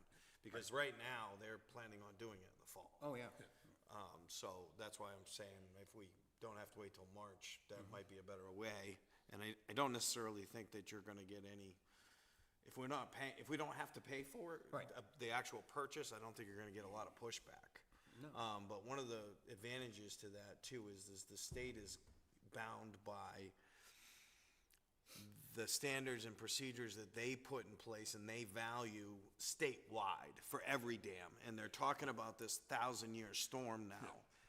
And we know what we've experienced here in Alton, but, I think that the town, with the help of their own contracted engineers, could make a real a real assessment of what we might need to do and feel comfortable from a risk management standpoint.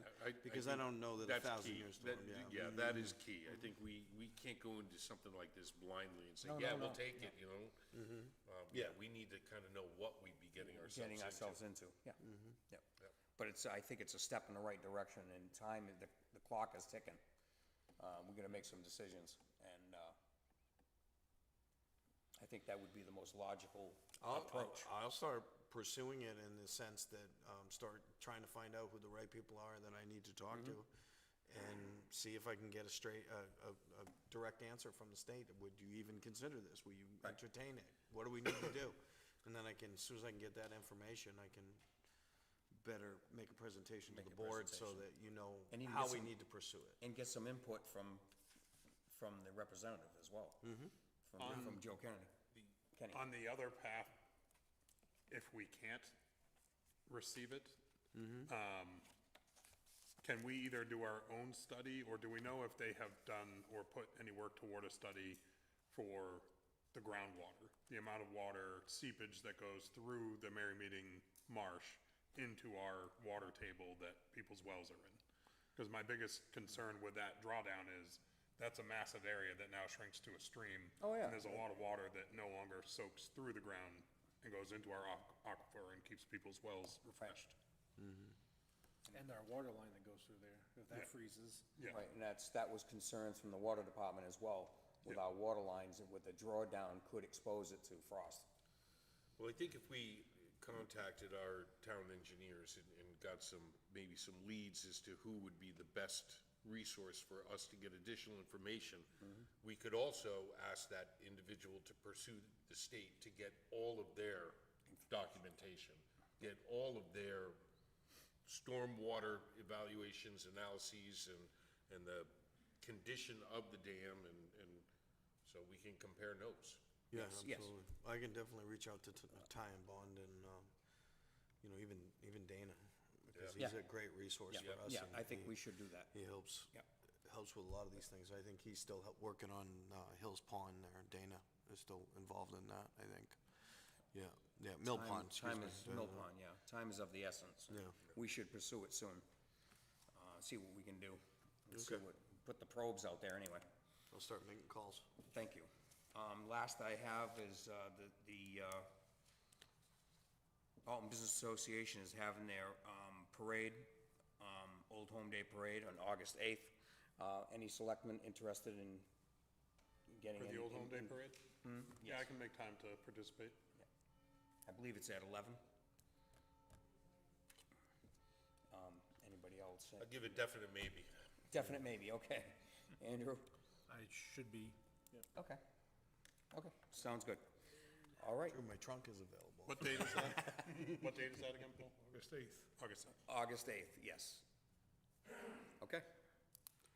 Mr. Chairman? Yes. Real quick, I'm sorry, but, I just wanted to add one thing, because it was, brought up about a CIP, but, just so the board knows, the new planner came in to visit yesterday. He's already moved to the area and Excellent. actually, moved into his new house in Alton, so. That's Him and his fabulous. family, so he was He's excited to be here. earlier than he thought he was. Yep, he got here a week earlier, and, I mean, they've been moving, but they were excited. He came in, did some preliminary paperwork for his start on Monday, but I was glad to hear that he was already settled in and not even in temporary lodging. They were very lucky to find a place that they were excited to move into, so. That's great, good. Excellent. That's all, I just was adding that. Yeah, That's that's it. good, no. Promised you. Thank you. Okay, approval of the minutes. June 9th, 2026, non-public session. Get there. I'll make a motion to approve the June 9th non-public meeting minutes as written. second. Hold on, Hold on to it. Anything remains sealed? I'm trying to get to it real Unsealed. quick. Oh, non-public. Non-public. Is, Going back to it now. Oh, here we go.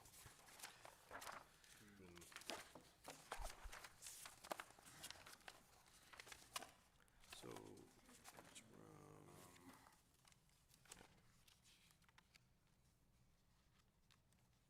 One.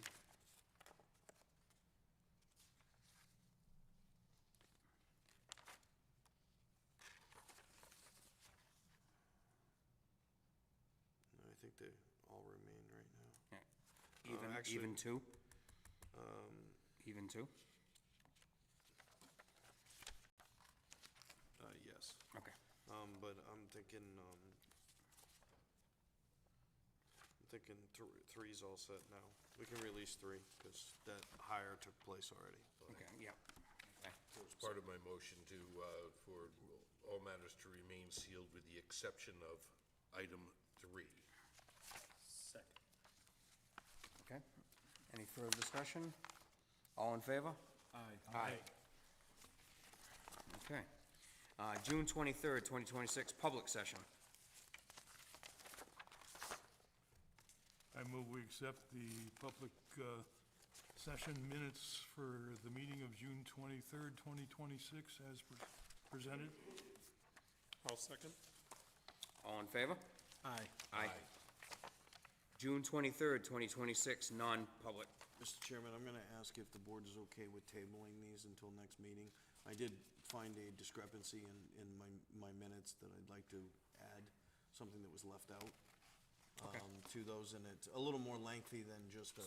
Just to June Just to 23rd. amend, yeah, so just the June 23rd non-public. okay. If we can continue that draft Continue? Okay. until next meeting. Okay, for so we'll final. continue to the next meeting for the June 23rd, 2026 non-public session. Thank you. Okay. Consent agenda approval. Mr. Chairman, I move that we approve the consent agenda as presented for July 14th, 2026. Second. Okay, second for discussion, everybody look at Blueberry Lane with the request on Blueberry Lane. Was the next one, I'm sorry. Oh, okay. That's not on the consent. Oh, I'm That's on the sorry. discretionary, yeah. Okay, got it. My fault.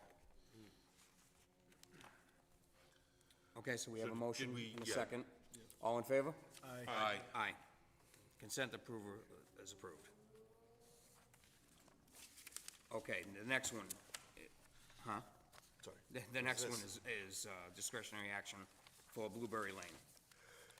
Yes, Mr. Chairman, I brought this forward for the board. I received an email from some residents of Sunset Lake, Alton Shores Association. They put together a rather nice presentation, and they were requesting an appointment with the board because they want to present the possibility of building and providing a kayak rack at the new Blueberry Lane lake access. But right now, they're just looking for an appointment with the board next meeting, if possible. I have no problem with that. Yep, sounds good. Yep, fine. Okay. Appointment approved. Yep. Okay, moving along to public input.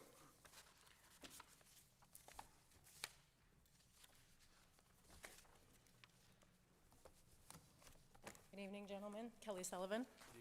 Good evening, Kelly. Great meeting. Love the discussion. Thank you for asking the question, Jack, about the roof. We had an asphalt estimate, this estimate, they were like, that was, my first thought was that is not apples to apples, so I appreciated that. And even some of the other discussion that didn't need to happen amongst yourselves, but for the people in the audience, I really appreciated it, just being more knowledgeable. Just a couple of things. First, I want to start out on the Mount Washington dock. Any updates from them? Because they put out lots of updates about how they're doing this, and they're doing this more over here, and still no updates about Alton. And the Mount Washington coming to Alton is really important to our community. So if we could maybe follow up with them again, and just try to get some more feedback from them, at least a timeline, like what are their intentions? Because I hear this from the business community, from the general public. It's really important to our town. People miss it.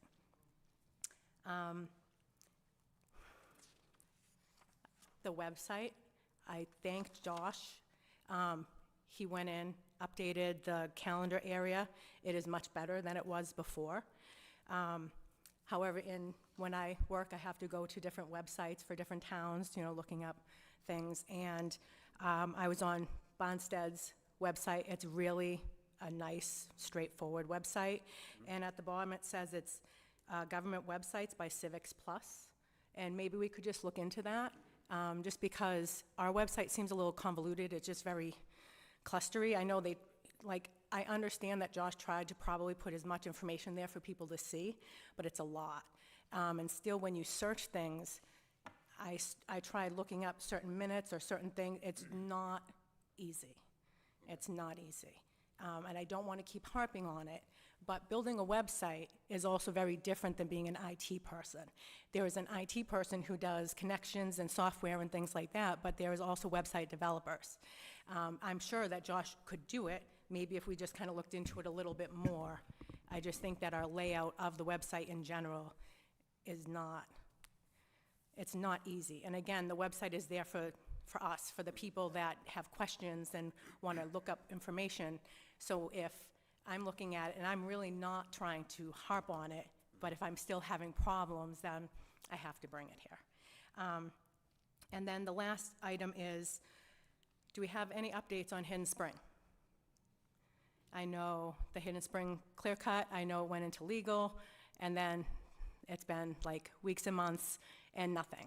But that was a huge overstep on the contractor's part, huge. If that were my company, I don't even know what would happen. So I would like some type of update on that. If we could get one for the next meeting, that would be really appreciated. Okay, All right, thank you for your time. thank you very much. Thanks, Kelly.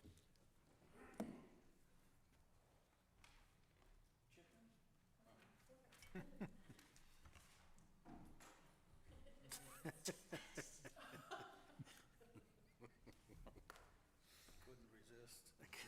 Lauren Carr.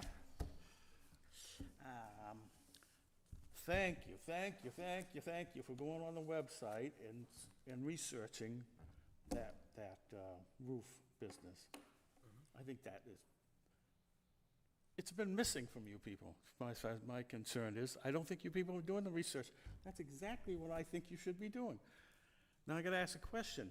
It looks like that thing overlaps by maybe, what, half an inch or so, maybe an inch? The top, you know, the fold in? About 5/8. So if you put these snow fences, and it makes like a kind of like a mini ice dam, are you sure that's not gonna back up and go over the fold there? So I think maybe you ought to ask the manufacturer if they recommend that you put snow fences on that type, because if it's just got that little 3/4 of an inch, and it makes kind of like a little mini water dam. When I did my steel building, it was regular, you know, the vertical type. They recommended you put butyl tape along that seam, because it could back up and Because it go could back up. between the seams. So I think you better make sure that they think those snow fences are applicable for that Right, kind of fence. right. Because you've also got the side one too, so.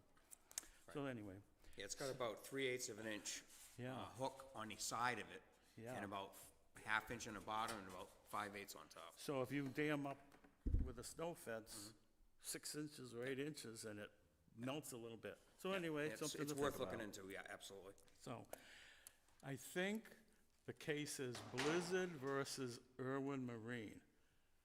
You have to be very careful. If you change a bid, you have a bid, and you change the specs for one company, all the companies have to be notified. That's, if you go to one of those New Hampshire Municipal Associations seminars, that's one of the ones they bring up, to be very careful. You've changed, now you take this company and said, okay, we're gonna change it to ½ inch. I'm pretty sure the attorney's gonna tell you, you have to tell the other ones too, or else you're gonna get in big trouble. So, now the tables. The tables are too tight with those things, but you know what's worse? You know what you people look like up there? You look like birds. I can't see him. I can't see, you know, you back and forth all night. This one, back and forth. This one, you're always doing, you know, it's good you tried this system. It's great the government tries something and it fails once in a while.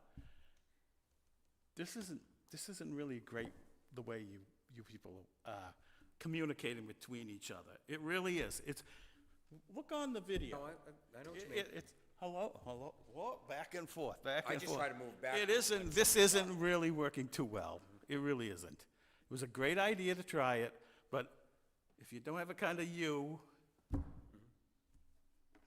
Thank you. You're welcome. Thank you. Anyone else? I just want to second what she said about the website. I can't find the minutes, so. And thank you very much for pursuing. I live on the river, and I've only been here 2 years and found out they were talking about taking the dam out, and it will break my heart. Anything you need, I have time. If you need people to make phone calls, you need people to speak up about something, I'm willing and able to help with that, okay? And $168,000 for a roof?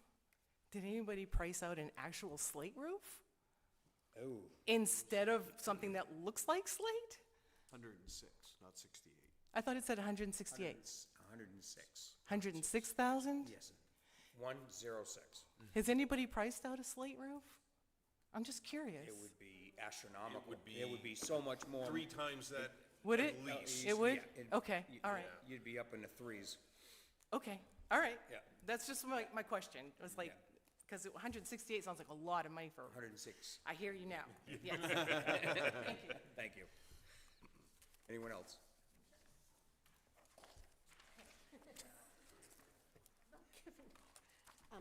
Ann Norman Cito.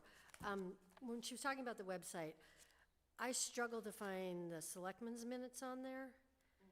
The only minutes I've seen is like January of 2026. Are they up to date on the website or copies of the minutes? There should be. Where do I find them? I mean, I've gone through and I go to. Are they up to date on there? Yeah, I actually saw them. Can she just,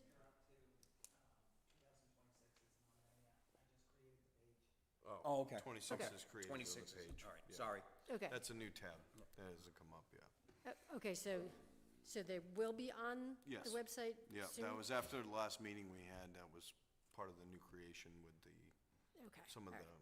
key So- issues that were brought up All on the right. website. Good to know.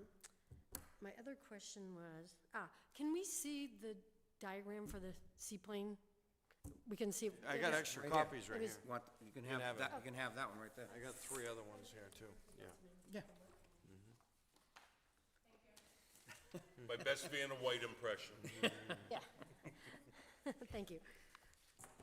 She still got you beat.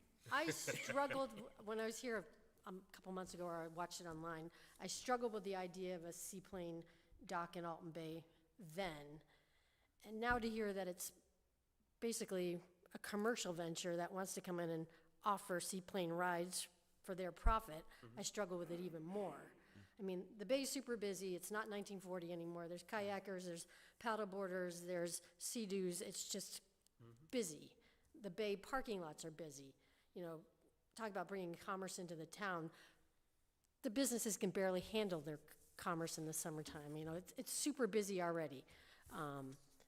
But it really bothers me that we're gonna be basically giving up town water frontage for a Let's private. go through the process. Oh, it does, but I'm just letting you know that it really bothers me to think that, you know, our most valuable resource is our water frontage, and here we are gonna offer it up to this person to build the seaplane dock. He'll pay for the seaplane dock, have a 10-year lease, and then it sounds like he's not gonna pay anything for the lease because he's putting money into building it for his own purposes.